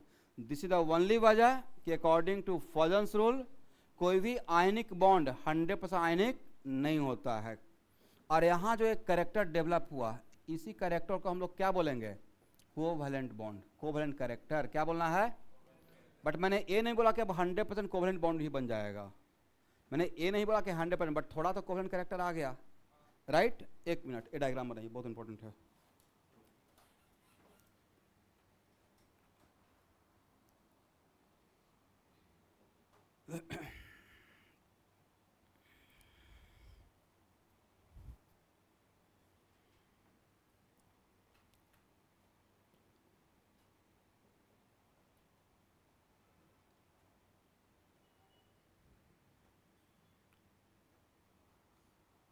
इसे क्वेश्चन आएगा स्टूडेंट, इंपॉर्टेंट है क्वेश्चन, कम से कम मोर देन 20 टाइम्स पूछा हुआ है क्वेश्चन, बहुत इंपॉर्टेंट। इस फजन रूल से रिलेटेड बहुत सारा प्रॉपर्टी है जो कि यहाँ पे प्रैक्टिस करवाऊंगा। अब इतना मैकेनिज्म समझाने के बाद आप ही को बताओ भाई, ध्यान सुनिएगा, आयनिक बॉन्ड में कोवैलेंट कैरेक्टर ज़्यादा होने के लिए क्या क्या चीज़ ज़्यादा होना चाहिए। सर इस पॉजिटिव चार्ज का पावर ज़्यादा होना चाहिए, किसका, ओके। और व्हाट अबाउट दिस वन। तो यहाँ देखो भाई, आज के बाद जो किसी को अट्रैक्ट करता है, दो टर्म यूज कर रहा हूँ, किसी को अट्रैक्ट करना उसको बोलेंगे पोलराइजिंग पावर, बोलिए मेरे साथ। और किसी की तरफ अट्रैक्ट हो जाना उसको बोलेंगे पोलराइजेबिलिटी, क्या बोलेंगे।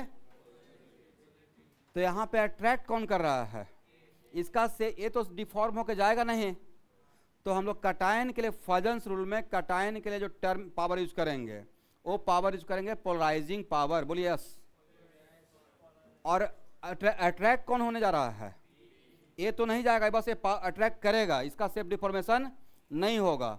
तो फजन्स रूल में आयनिक कंपाउंड में कोवैलेंट कैरेक्टर के लिए कटायन के लिए टर्म यूज करते हैं पोलराइजिंग पावर। तो किसी को अट्रैक्ट कर लेना का क्या बोलेंगे, पोलराइजिंग पावर। किसी की तरफ अट्रैक्ट हो जाने को क्या बोलेंगे, पोलराइजेबिलिटी, करेक्ट है।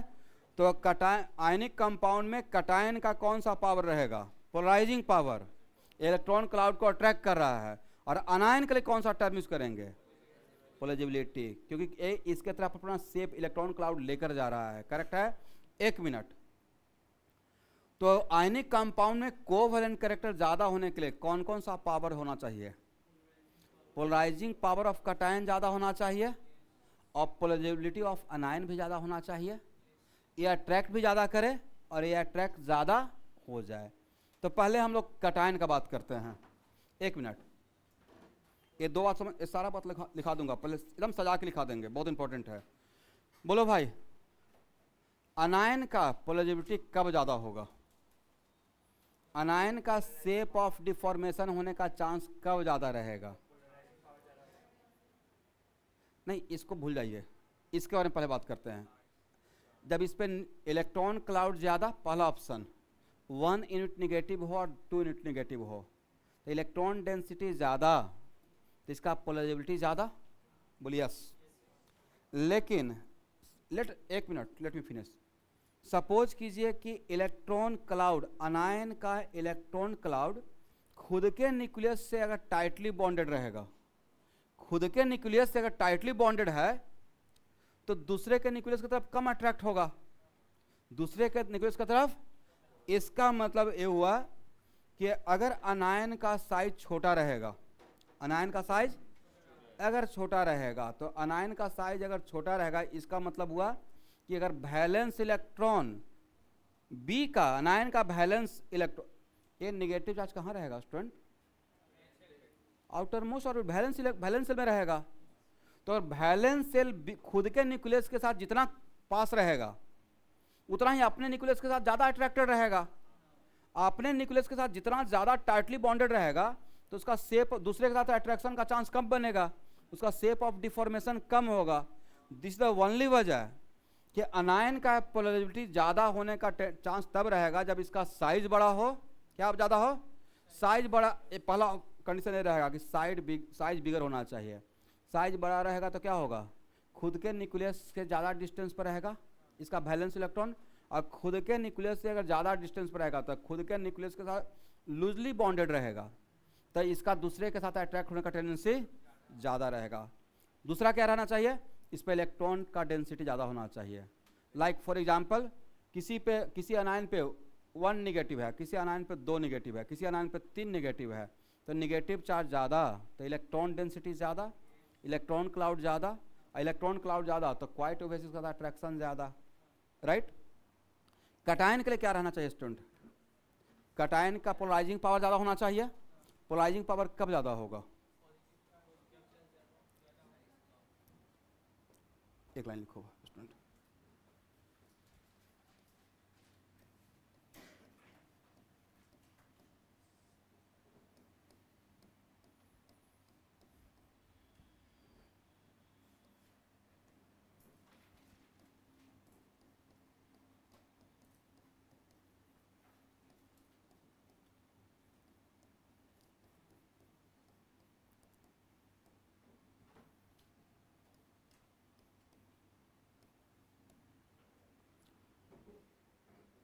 Covalent character directly proportional to what?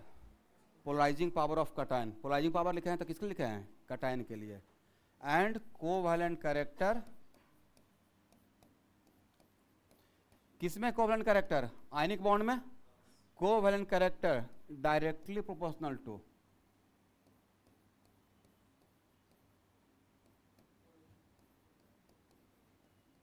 किसके लिए कौन सा टर्म यूज करना है? Polarisability of अनायन। अनायन के लिए कौन सा टर्म यूज करना है? और कटायन के लिए कौन सा टर्म यूज करना है? Polarizing power. करेक्ट है? हो गया?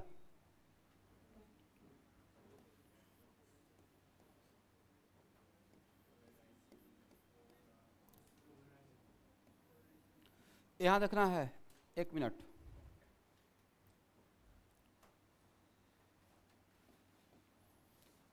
कुछ देर के लिए, फॉर ए मोमेंट, ध्यान सुनो भाई।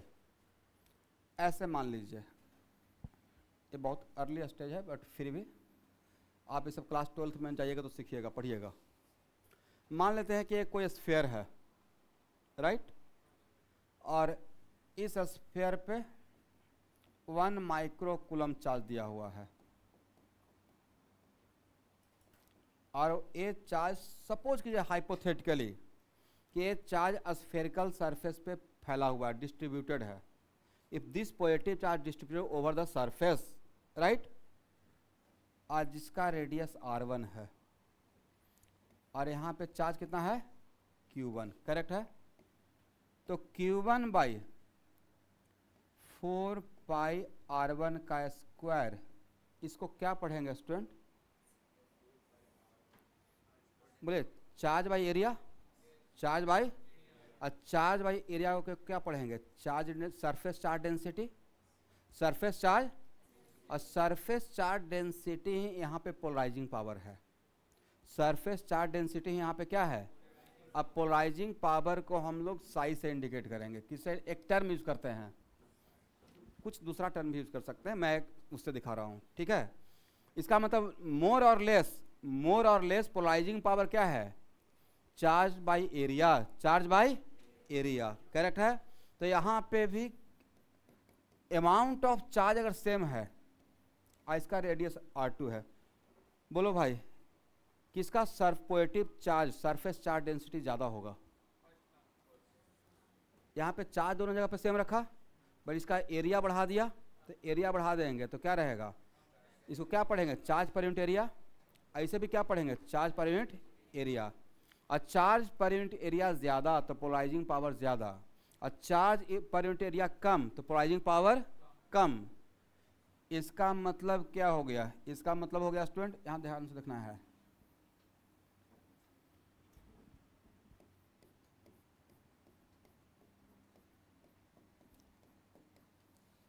Polarising power of cation directly proportional to, लिखते रहिएगा, positive charge on cation.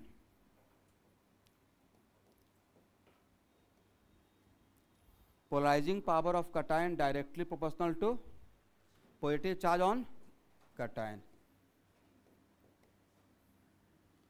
and polarizing power of cation inversely proportional to, very good, size of cation। तो इन दोनों को अगर एक साथ मिला के बोलें तो क्या बोलिएगा? Polarizing power directly proportional to positive charge by size. इन दोनों को एक साथ यहाँ पे हो गया।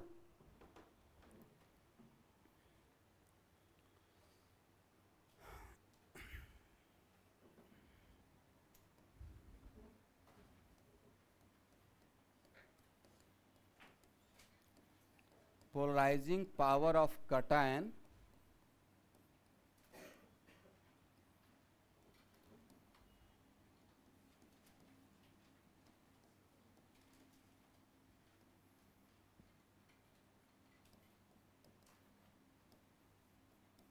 by size of cation।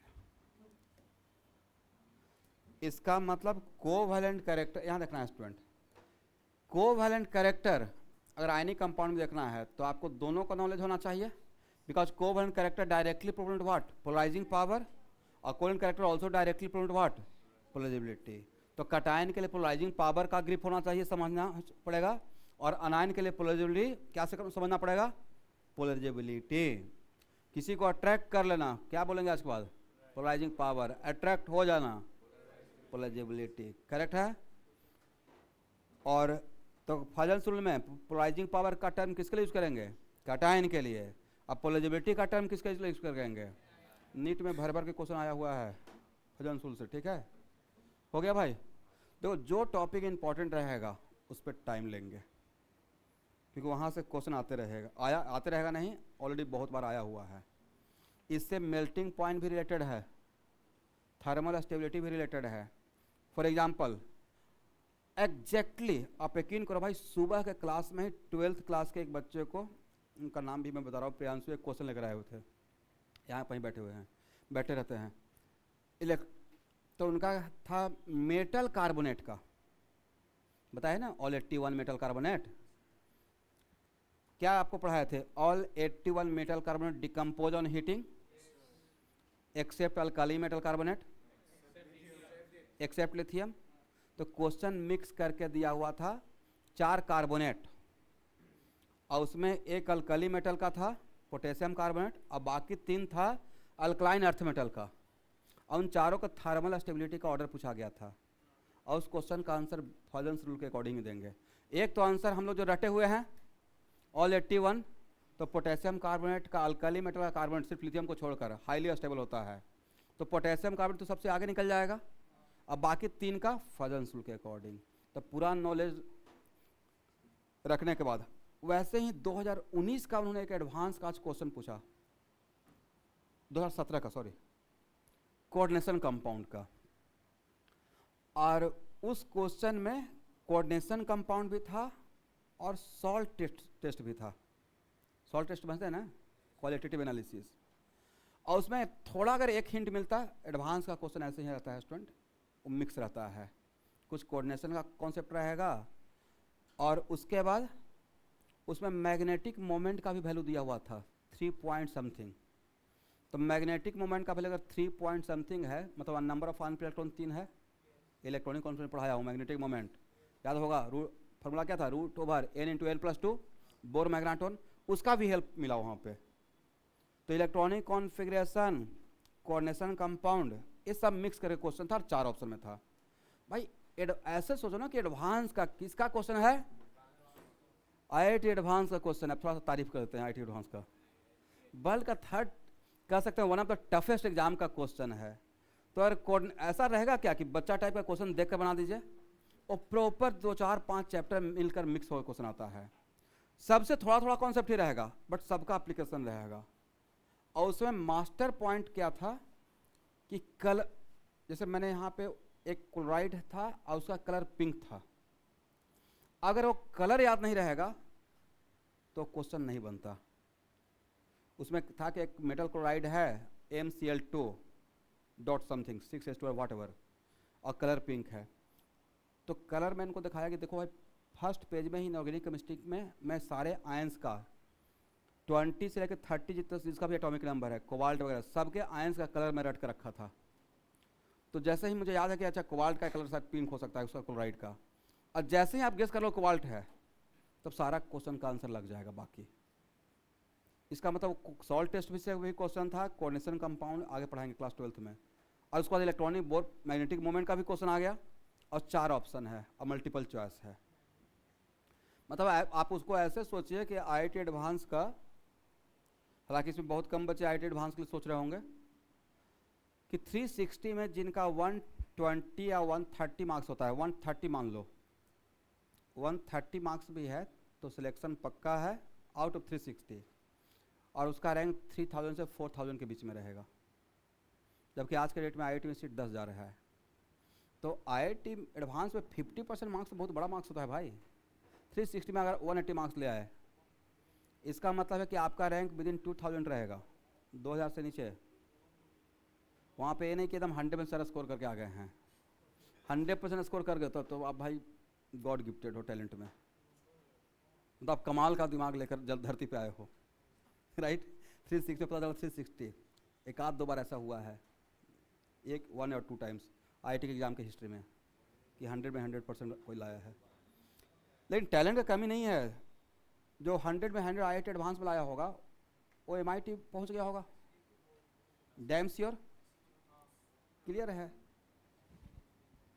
इसलिए मैं आप लोग को इतना क्यों समझाते रहता हूँ, अभी आप यंग माइंड हो, बहुत एनर्जी है, मैं नहीं चाहता हूँ भाई कि आपका इतना एनर्जी है तो आप, ठीक है अपना जगह से लगाव होना चाहिए, प्रेम होना चाहिए कि गुवाहाटी में है तो गुवाहाटी का डेवलप करना है, बट आप अच्छे से पढ़ लिख कर आकर भी तो डेवलप कर सकते हैं।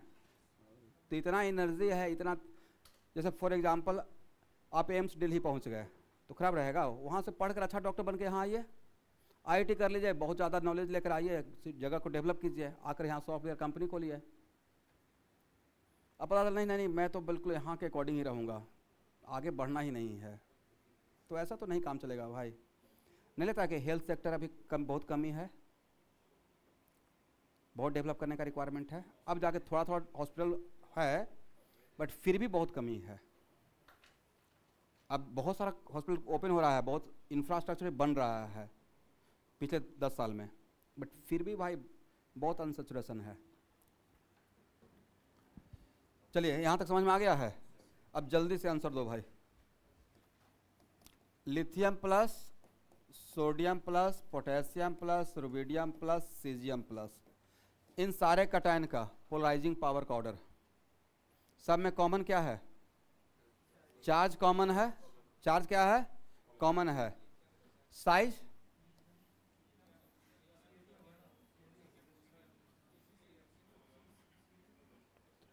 यहाँ देखिए, एक इसका साइज है लिथियम, एक इसका साइज है सोडियम, एक इसका साइज है। When we are moving from top to bottom size increase, right.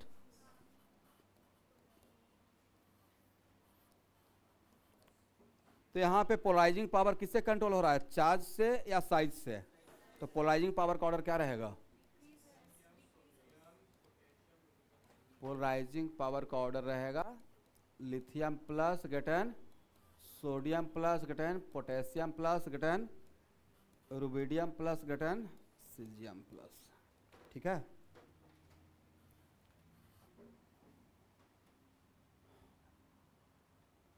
Top से यहाँ देखना है, टॉप से बॉटम पे आते हैं तो साइज बढ़ता है इन जनरल। बोलो भाई, when we are moving from left to right, 11th class के बच्चे आपको प्रोजेक्ट दिया था पीरियोडिक प्रॉपर्टी का नोट्स बनाने के लिए। लेफ्ट से राइट आते हैं जनरली साइज बढ़ता है या घटता है? बढ़ता है। बहुत ज़्यादा साइज नहीं घटता है, बस स्लाइटली घटता है due to increase of Z star. क्या मैंने सही बोला? Due to increase of period में कौन सा फैक्टर डोमिनेट रहता है? बोलिए जेड स्टार। इफेक्टिव, आप लोग को पढ़ाएंगे स्टूडेंट, इफेक्टिव न्यूक्लियर चार्ज। कौन सा फैक्टर डोमिनेट रहता है? इफेक्टिव। आप तो शॉर्ट नोट्स बनाए हैं ना, मैं पक्का फर्स्ट 2 लेक्चर में तो यही पढ़ा ही रहे थे, स्क्रीनिंग इफेक्ट।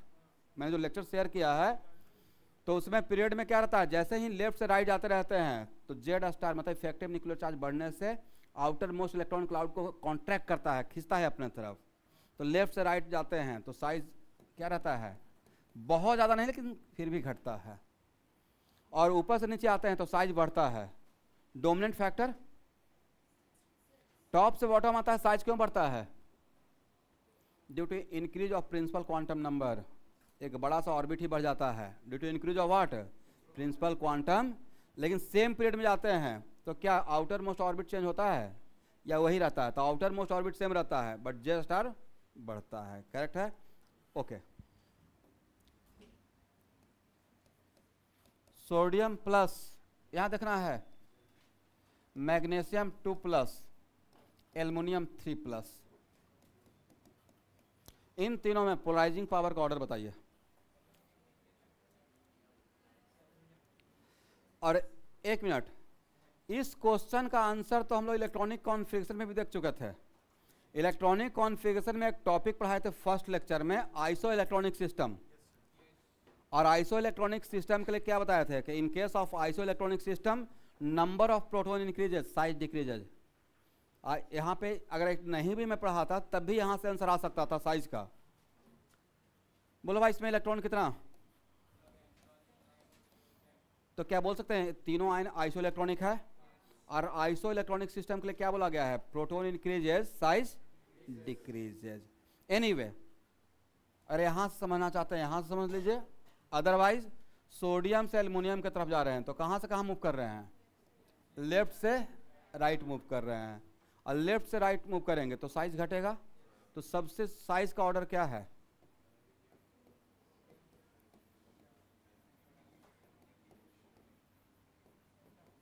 एक किसका ऑर्डर हो गया? साइज का ऑर्डर हो गया। अब बोलो भाई पोलराइजिंग पावर का ऑर्डर क्या होगा? एक मिनट, सोडियम इस आयन से यहां जा रहे हैं, पॉजिटिव चार्ज बढ़ रहा है और साइज घट रहा है। तो इन तीनों में यहां देखो भाई, आपको नहीं था कि इसके साथ दोनों फैक्टर फेवरेबल हो गया, न्यूमरेटर भी ज्यादा हो गया और डिनोमिनेटर कम हो रहा है। पोलराइजिंग पावर में क्या होता है? पोलराइजिंग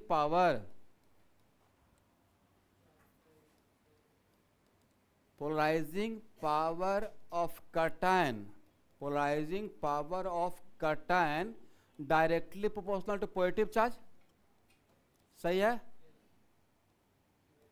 और inversely proportional to what? Size. तो जब आप सोडियम से एल्युमिनियम 3 प्लस की तरफ आ रहे हैं तो चार्ज बढ़ रहा है और साइज घट रहा है। इस तरीके से दोनों वैल्यू क्या हो रहा है?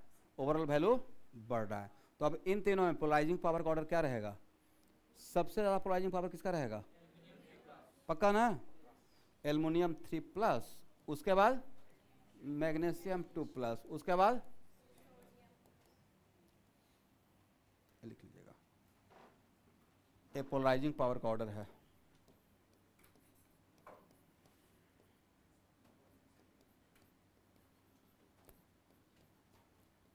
पोलराइजिंग पावर करेक्ट है, एक्चुअली वही है। इनडायरेक्टली क्या है? Charge by area. साइज का मतलब क्या? Surface area. तो तो इनडायरेक्टली वही बोल रहा हूँ।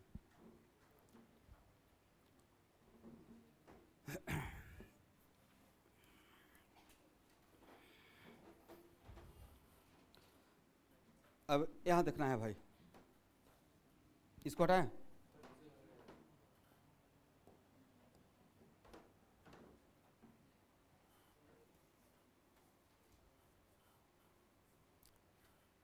हो गया,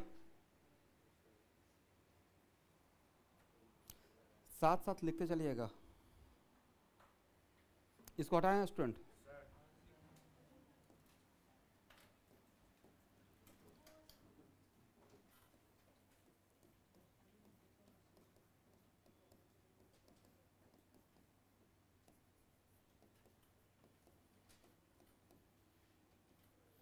यहाँ देखिए, polarizability of anion directly proportional to what? Negative charge. और पोलराइजेबिलिटी ऑफ अनायन और उसका उस अनायन का साइज के साथ रिलेशन क्या रहता है? इनवर्सली या डायरेक्टली? अनायन के लिए इलेक्ट्रॉन क्लाउड का साइज, इलेक्ट्रॉन क्लाउड अपने खुद के न्यूक्लियस के साथ जितना ज़्यादा डिस्टेंस पर रहेगा उसका शेप ऑफ डिफॉर्मेशन होने का चांस उतना ही ज़्यादा रहेगा। इसका मतलब दूसरे की तरफ अट्रैक्ट होने का टेंडेंसी उतना ही ज़्यादा रहेगा। इसका मतलब polarizability of anion directly proportional to what? Negative charge and also directly proportional to size. सही है?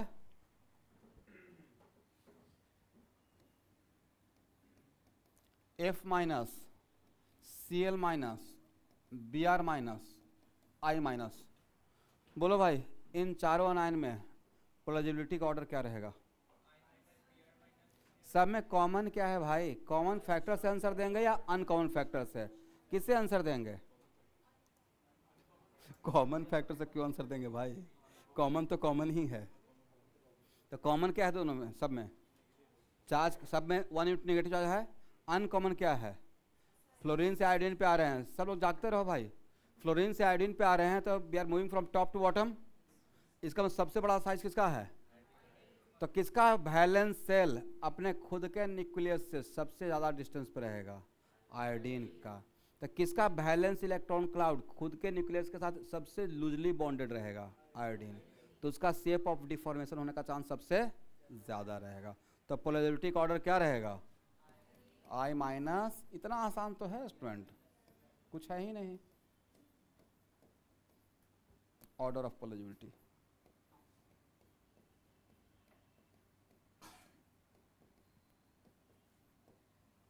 सही है?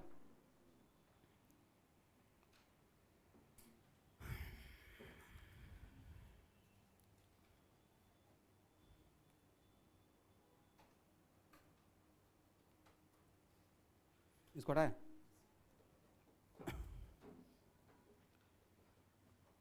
अब एक लाइन लिखिए student. When cation and अनायन, when cation and अनायन approach each other, when cation and anion approach each other, comma, the valence shell of anion, the valence shell of anion is pulled towards cation, is pulled towards cation,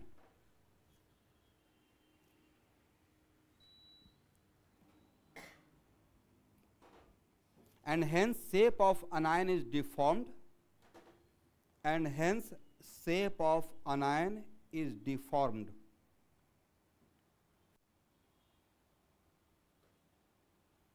Full stop. This phenomena of deformation of anion, this phenomena of deformation of anion by a cation, this phenomena of deformation of anion by a cation is known as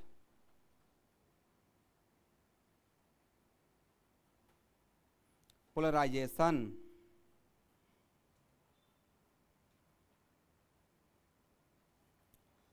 and ability of cation to polarize anion and ability of cation to polarize anion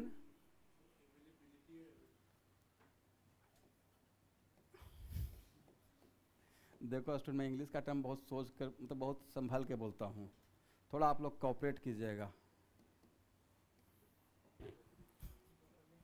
बहुत term नहीं मैं ठीक से बोल पाता हूँ। लिखिए the ability, ध्यान से सुनना भाई, कितना जबरदस्त इंग्लिश बोलते रहते हैं, इतना बढ़िया इंग्लिश बोलते हैं, बताइए तो। लिखिए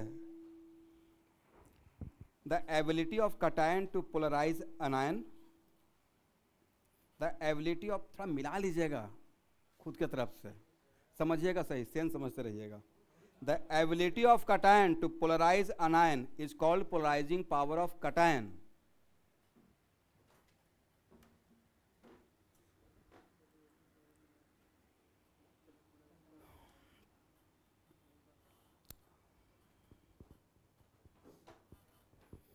तो ये मैंने किसके लिए जो समझाया था वो मैंने किसके लिए डिफाइन कर दिया? कैटायन के लिए डिफाइन कर दिया। अनायन के लिए अगर एक वर्ड लिखना रहेगा तो क्या लिखिएगा? बोलिए, polarization of anion towards cation, ability of polarization of anion towards cation is called what? Polarizability. क्या बोलेंगे? चलिए, अब ज़्यादा इसमें लैंग्वेज बनाने का रिक्वायरमेंट नहीं है, बस इतना ही याद रखना है कि कैटायन के लिए कौन सा पावर का कौन सा टर्म यूज करेंगे? Polarizing power. अनायन के लिए कौन सा टर्म यूज करेंगे? पोलराइजेबिलिटी। क्या टर्म यूज करना है? पोलराइजेबिलिटी। करेक्ट है?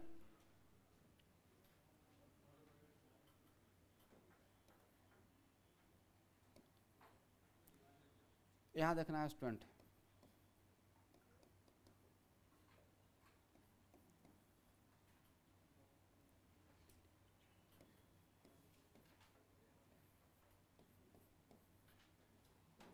ध्यान से सुनो भाई। All are ionic compound, all are what? इन पांचों में covalent character in ionic compound का ऑर्डर बताइए। इसमें कॉमन क्या है? बोलिए, अनायन कॉमन है तो उससे आंसर नहीं आ सकता है। अनकॉमन क्या है? कैटायन। तो यहाँ पे कोवैलेंट कैरेक्टर के लिए पोलराइजेबिलिटी आंसर देगा या पोलराइजिंग पावर आंसर देगा? और सबसे ज़्यादा पोलराइजिंग पावर किसका? लिथियम प्लस का। बोलिए यस। अभी तो बताया था lithium plus, sodium plus, potassium plus, right? तो कोवैलेंट कैरेक्टर का ऑर्डर क्या रहेगा? और एक कोवैलेंट कैरेक्टर किस रूल से? बोलिए, अकॉर्डिंग टू फजन्स रूल। तो कोवैलेंट कैरेक्टर का ऑर्डर क्या रहेगा? LiCl greater than NaCl greater than KCl greater than RbCl।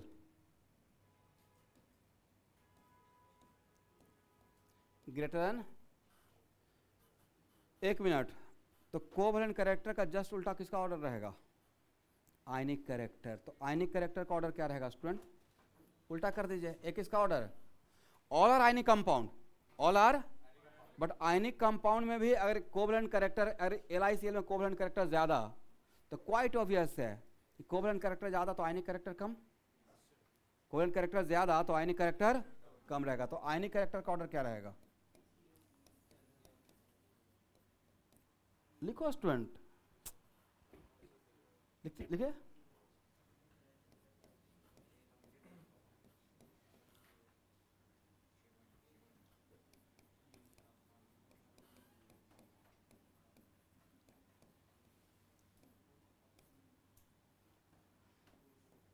देखिए, अभी दो डिफरेंस है। आप लोग को ज़्यादा इंपॉर्टेंस इसलिए दिख रहा हो क्योंकि आप लोग PYQ वगैरह एक बार देखे हुए हैं। होता क्या है ना कि यही क्वेश्चन अगर कोई PYQ देख कर आता कि अच्छा फजन्स रूल से कम तो कितना बार क्वेश्चन आया हुआ है, 4 मार्क्स का सवाल है, तो यही कॉन्सेप्ट उनको इंपॉर्टेंट लगेगा। 11th क्लास के बच्चों के साथ तो लगता है कि अच्छा सब तो एक ही जैसा है, राइट? हर दिन तो सर यही बोलते हैं बहुत इंपॉर्टेंट है, हर कौन से बोलते हैं देखो तो कमाल का भाई है इसको, बट एक्चुअल में है भाई, क्योंकि मुझे भी नहीं पता ना कहाँ से क्वेश्चन आ जाएगा। इतना पता है केमिकल ऑर्गेनिज्म से पक्का आएगा क्वेश्चन, आएगा तो डैम श्योर। तो पूरा हर कॉन्सेप्ट आपके लिए और मेरे लिए इंपॉर्टेंट है। और मैं ये सोचता हूँ कि अगर हम लोग अपने टाइम पे इतना कष्ट किया पढ़कर, तो आप बिना पढ़े हुए कैसे जाओगे, ये भी एक माइंड में रहता है। एकदम लगता है कि बस बिना पढ़े हुए कुछ भगवान का तपस्या करें, सिलेक्शन हो जाए, एकदम चले गए जंगल में तपस्या। वशिष्ठा पहुँचे हुए हैं, पूरा सावन में हर सोमवार को पहुँच गए, भगवान शंकर भगवान को जल चढ़ा रहे हैं, सर भगवान सिलेक्शन करवा दीजिएगा। ये दूसरी बात है कि वो बहुत मतलब दयालु हैं, ऊपर आशीर्वाद पहले देते हैं, सोचते हैं रिजल्ट बाद में हैं, बट थोड़ा तो कम करना पड़ेगा। पता चला कि यहाँ से जा रहे हैं और दिमाग में चल रहा है अभी से कब राकेश सर छोड़ेंगे, जाके एकदम बिल्कुल आज तो संडे है, मूवी देखूंगा, मोबाइल यूज करूंगा। मुझे भी तो पता है स्टूडेंट, इस दौर से मैं भी गुजरा हूँ। अरे कि कुछ तो एडिक्शन रहता है भाई, जैसे मेरा था बहुत खतरनाक वाला मूवी देखने का सिनेमा हॉल में, मतलब उतना वैसा रिकॉर्ड ब्रेक भी मत कीजिएगा। हाँ मेरा बहुत था, मैं हर दिन अपने आप से प्रण करता था कि कल से नहीं जाऊंगा मूवी हॉल में, और कल आता था अंदर से जैसे ही टाइम होने लगता था ना, तो अंदर से अजीब सा बेचैनी होता था, अच्छा आज भर देख लेते हैं, कल से फिर नहीं देखेंगे। और वो उस टाइम का बात था जब लास्ट 6 मंथ था आईआईटी क्रैक करने का, 2005 और 6, और हर दिन का सेल्फ स्टडी चल रहा था 13 to 14 आवर, और उस टाइम पे मैं ये काम कर रहा था। सुबह शाम तक किसी से बात ही नहीं करता था, कुछ इंटरटेनमेंट नहीं, तो कभी कहते हैं कि पढ़ते पढ़ते दम आप इरिटेट हो गए हो, और उसमें तो वो एक दौर चल रहा था, बट वैसा वो खराब बात था स्टूडेंट, बट कर वही रहा था, बहुत खराब बात था।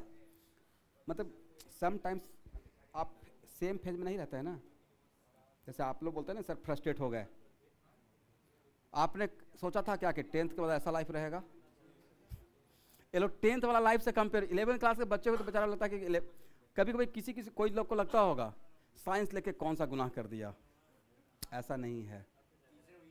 आप यस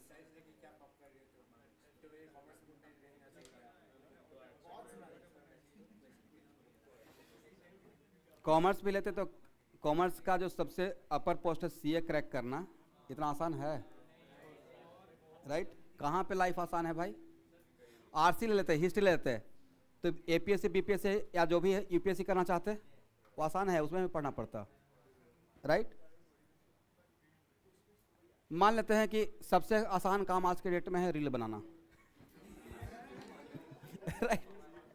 वही काम वो भी काम करते तो हर दिन एक पहला दिन हिट कर गया, सेकेंड डे से वो जो व्यू का प्रेशर जो रहेगा, तो अलग अलग कंटेंट आपको सोचना पड़ेगा, और एक टाइम आएगा कि आपको सोचने के लिए कुछ बच ही नहीं रहा है, वो भी तो फ्रस्ट्रेशन है, इसलिए वहाँ भी तो इनोवेटिव होना पड़ेगा। तो कहाँ पे नहीं काम करना पड़ेगा, हर जगह काम करना पड़ेगा। एनीवे हम लोग पहले ये काम कर लेते हैं, आयनिक कैरेक्टर का ऑर्डर क्या रहेगा? NaCl, KCl,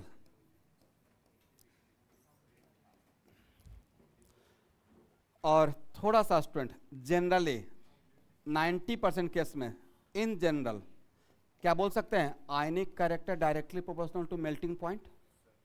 आयनिक कैरेक्टर इसको ऐसे आप समझो भाई, NaCl का मेल्टिंग पॉइंट और बटर का मेल्टिंग पॉइंट,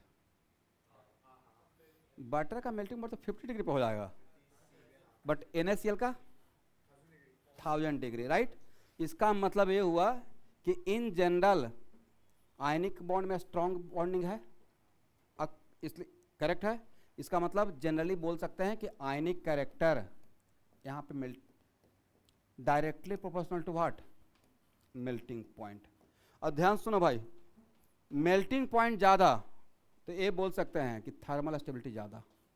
इसका मतलब आयनिक कैरेक्टर, ऐसे घुमा घुमा के क्वेश्चन पूछा हुआ है, लिखते रहिए स्टूडेंट, सब कुछ लिखो भाई। Ionic character also directly proportional to what? Thermal stability, correct है? इसका मतलब है कि 90% क्वेश्चन का आयनिक कंपाउंड का थर्मल स्टेबिलिटी का क्वेश्चन 90% क्वेश्चन का आंसर आप फजन से दे सकते हो। 10% में लैटिस स्ट्रक्चर पे भी डिपेंड करता है, बट 90% केस में आप फजन से आंसर लगा सकते हैं। इसको हटाएं, हो गया एवरीवन? तो इन सब में ही बोलिए, इन सब का मेल्टिंग पॉइंट का ऑर्डर क्या रहेगा या थर्मल स्टेबिलिटी का? तो जो आयनिक कैरेक्टर का ऑर्डर रहेगा वही किसका ऑर्डर हम लोग मान लेंगे? मेल्टिंग पॉइंट या थर्मल स्टेबिलिटी का।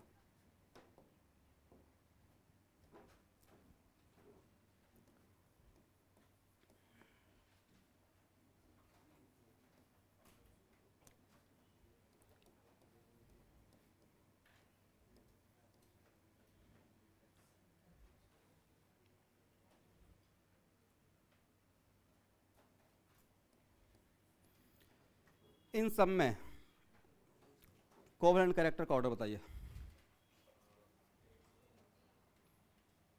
कॉमन क्या है? अनायन कॉमन है, अनकॉमन क्या है? कटायन। और उस कटायन में भी तो कटायन अगर अनकॉमन है तो उसको पोलराइजिंग पावर देखेंगे। तो कटायन कौन कौन सा है स्टूडेंट? B2+, बोलिए, और क्या है? Mg2+, Ca2+, Sr2+ और Ba2+। सब पे चार्ज सेम है बट साइज डिफरेंट है। सबसे बड़ा साइज किसका? बेरियम 2+, और सबसे छोटा साइज किसका? बेरिलियम 2+। करेक्ट है? यहाँ देखो भाई, मैंने पढ़ाया नहीं है, इसमें तो इतना ज़्यादा कोवलेंट कैरेक्टर है कि इसमें कोवलेंट बॉन्ड ही बना हुआ है। BeCl2 में आप लोग को पढ़ाएंगे, यहाँ पे आयनिक बॉन्ड है बट इसमें एग्जैक्ट कोवलेंट बॉन्ड ही बनता है। जिनको थोड़ा बहुत हाइड्रोजन पढ़ाया गया होगा तो एक कंपाउंड लिया गया होगा। करेक्ट है? और ऐसे भी तो अभी मैं ये नहीं सोच रहा हूँ, अभी हम लोग यहाँ पे ये देख रहे हैं कि सबसे ज़्यादा पोलराइजिंग पावर किसका है? किसका ऑर्डर है? बोले पोलराइजिंग पावर का। और पोलराइजिंग पावर ज़्यादा तो कोवलेंट कैरेक्टर ज़्यादा। ये लिख लीजिएगा, this is order of what?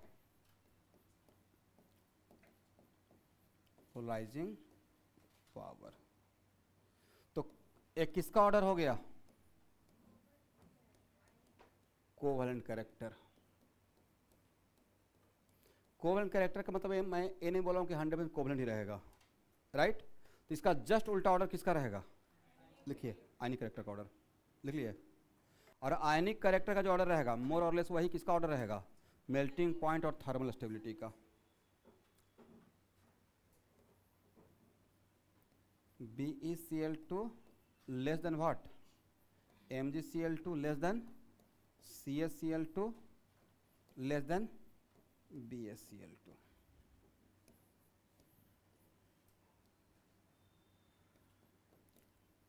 ये आयनिक कैरेक्टर का ऑर्डर रहेगा।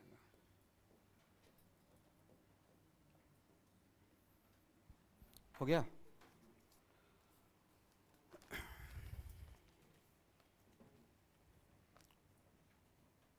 इसको हटाया स्टूडेंट।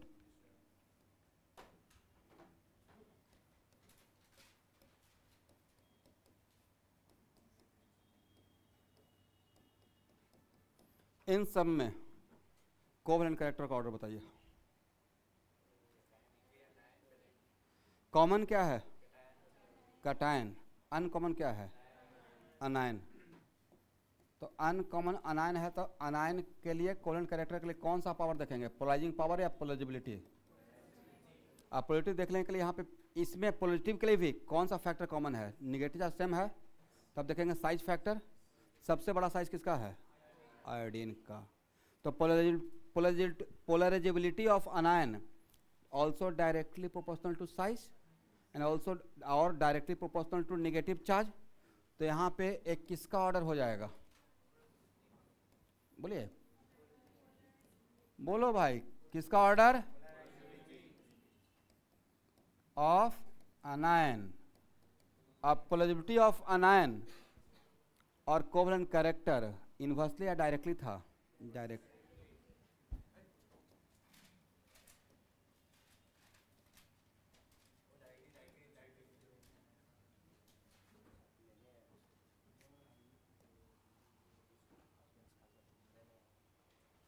यहाँ देखिए, covalent character directly proportional to what? Polarity of anion, and covalent character also directly proportional to polarizing power of, इसको फॉलो कर लीजिएगा, covalent character directly proportional to what? Polarity of anion, and covalent character directly proportional to polarizing power of cation. चलिए,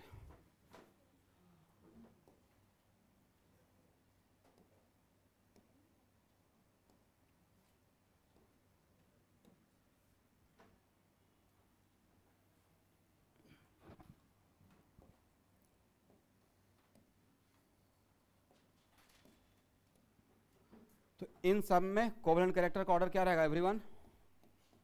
LiF less than what? LiCl less than LiVr less than what? LiI। Covalent character,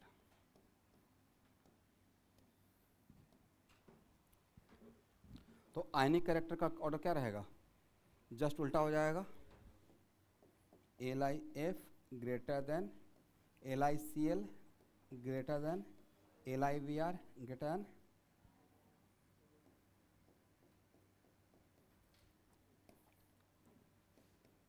ionic character.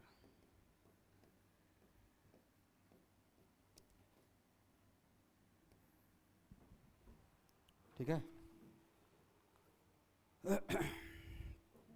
इसको हटाएं।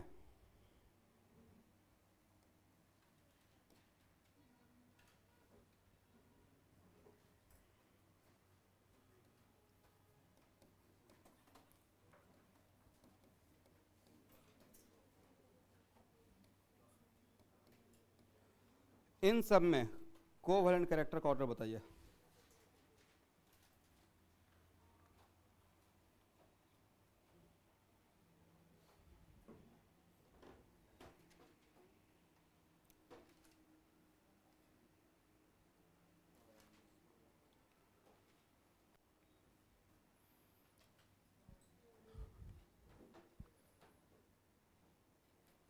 एक minute student, आयनिक, ध्यान सुनो भाई, यहाँ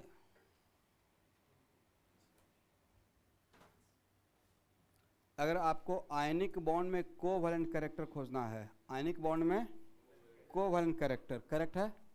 तो उसमें अगर यहाँ पे अनायन एक से ज़्यादा है और कैटायन भी एक से ज़्यादा है, इसमें कितना एल्युमिनियम, कितना ऑक्सीजन? तो इन सब को नंबर से नहीं, एक एक को देखिएगा। यहाँ से 1 कैटायन लीजिएगा और 1 क्या लेना है? अनायन लेना है, और तब एनालिसिस कर लीजिएगा। पूरे मॉलिक्यूल में नहीं देख रहे हैं हम लोग, आयनिक बॉन्ड में कोवैलेंट कैरेक्टर देख रहे हैं, आयनिक बॉन्ड में covalent character. That's why puzzle नहीं होगा, इस टाइप से भी रहेगा। तो यहाँ पे अनायन या कैटायन को कंपेयर करने के लिए इसका 1 कैटायन और इसका क्या 1 अनायन को लेकर कंपेयर कर लेना है, करेक्ट? बोलो भाई, इन सब में कॉमन क्या है? कैटायन तो सब में कॉमन है, right? Aluminium aluminium aluminium. Uncommon क्या है? तो इसमें कोवैलेंट कैरेक्टर किससे आंसर देंगे? कैटायन से या अनायन से? नंबर मत देखिएगा, करेक्ट है? तो अब बोलो भाई, अनायन क्या है? इसका अनायन है F माइनस, इसका अनायन क्या है? O2 माइनस, बोलिए यस। और इसका क्या है? N3 माइनस है, करेक्ट है? टोटल कितना इलेक्ट्रॉन स्टूडेंट? देखिए यहाँ पे हम लोग को क्या हेल्प कर देगा, इलेक्ट्रॉनिक कॉन्फ़िगरेशन का फर्स्ट क्लास एक पढ़ाए थे, आइसो इलेक्ट्रॉनिक सिस्टम, याद है आप लोग को? दो टाइप का चीज़ पढ़ाए थे, आइसो एस्टर और एक पढ़ाए थे iso electronic. Iso electronic system के लिए क्या पढ़ाए थे? प्रोटॉन ज़्यादा तो साइज कम, प्रोटॉन ज़्यादा तो साइज कम। यहाँ पे कितना इलेक्ट्रॉन है स्टूडेंट? 10। यहाँ पे कितना इलेक्ट्रॉन है? 10। और यहाँ पे कितना इलेक्ट्रॉन है? 10 है, करेक्ट है? अब बोलो भाई, सबसे बड़ा साइज किसका है?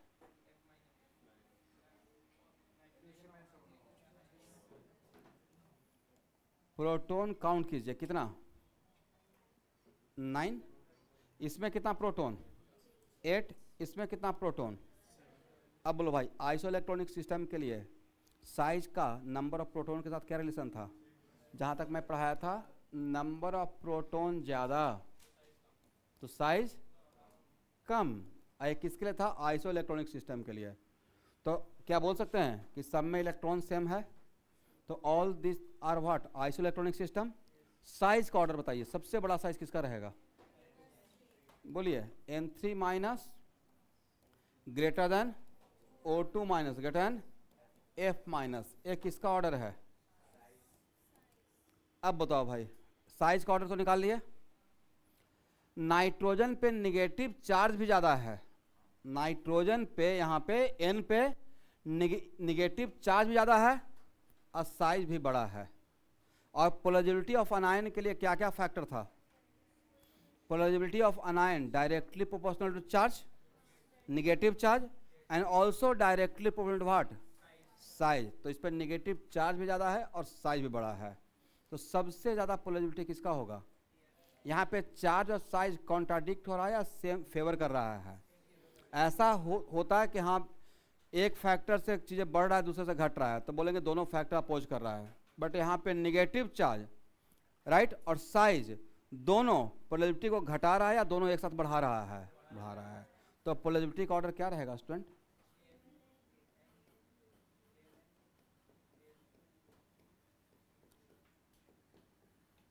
पोलरिटी ऑफ अनायन का ऑर्डर रहेगा, बोलिए, M3 minus greater than O2 minus greater then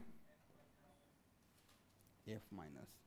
तो जो पोलरिटी का ऑर्डर रहेगा वही कोवेलेंट कैरेक्टर का ऑर्डर रहेगा। तो इन तीनों में कोवेलेंट कैरेक्टर का ऑर्डर क्या रहेगा?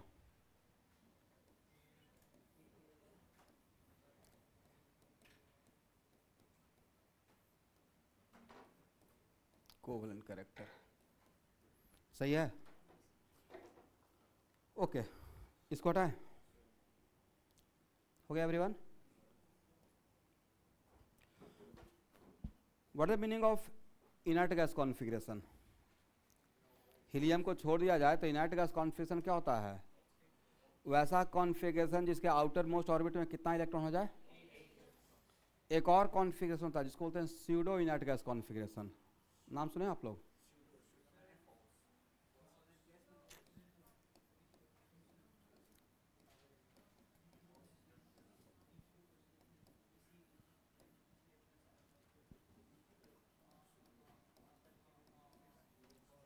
एक मिनट, यहाँ से नेक्स्ट क्लास पढ़ेंगे,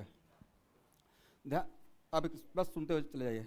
देखो भाई, फर्जन रूल कवर करके मैं वापस आऊँगा formal charge and Lewis dot structure, how to draw Lewis dot structure, और formal charge and how to draw the Lewis dot structure. ये लुईस डॉट स्ट्रक्चर आपका स्कूल के एग्जाम में आएगा, ठीक है? और फॉर्मल चार्ज फर्जन रूल पे भी क्वेश्चन आ सकता है।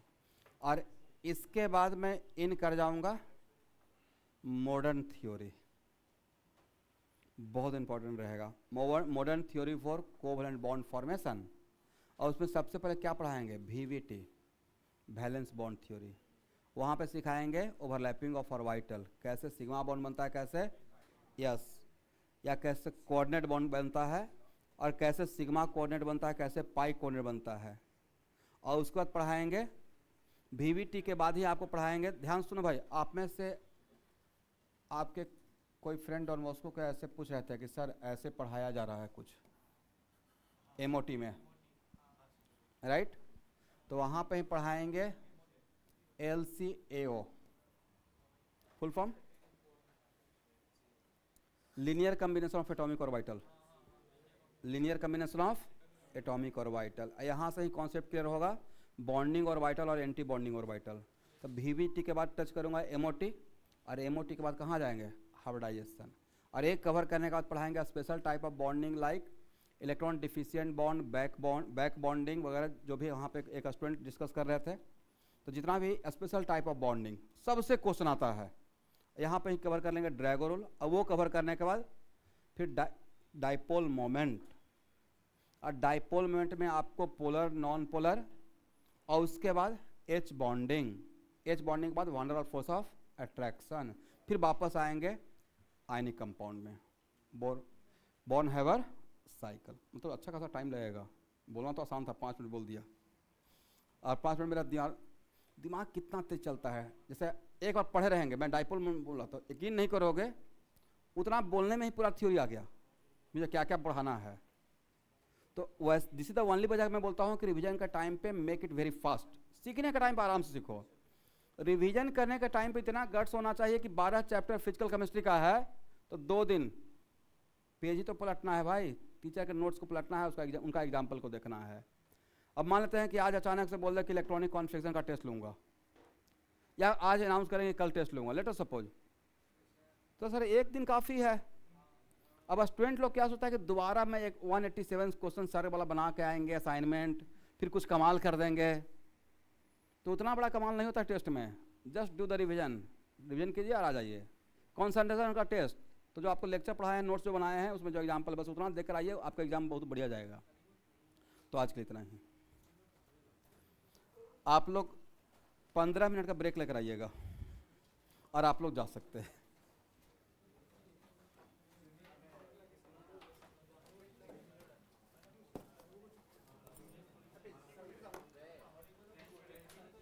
इलेवेंथ क्लास का स्टूडेंट आज थोड़ा छोटा ब्रेक लीजिएगा, आज आप लोग टेस्ट भी दिए हो तो मैं जल्दी से छोड़ दूंगा।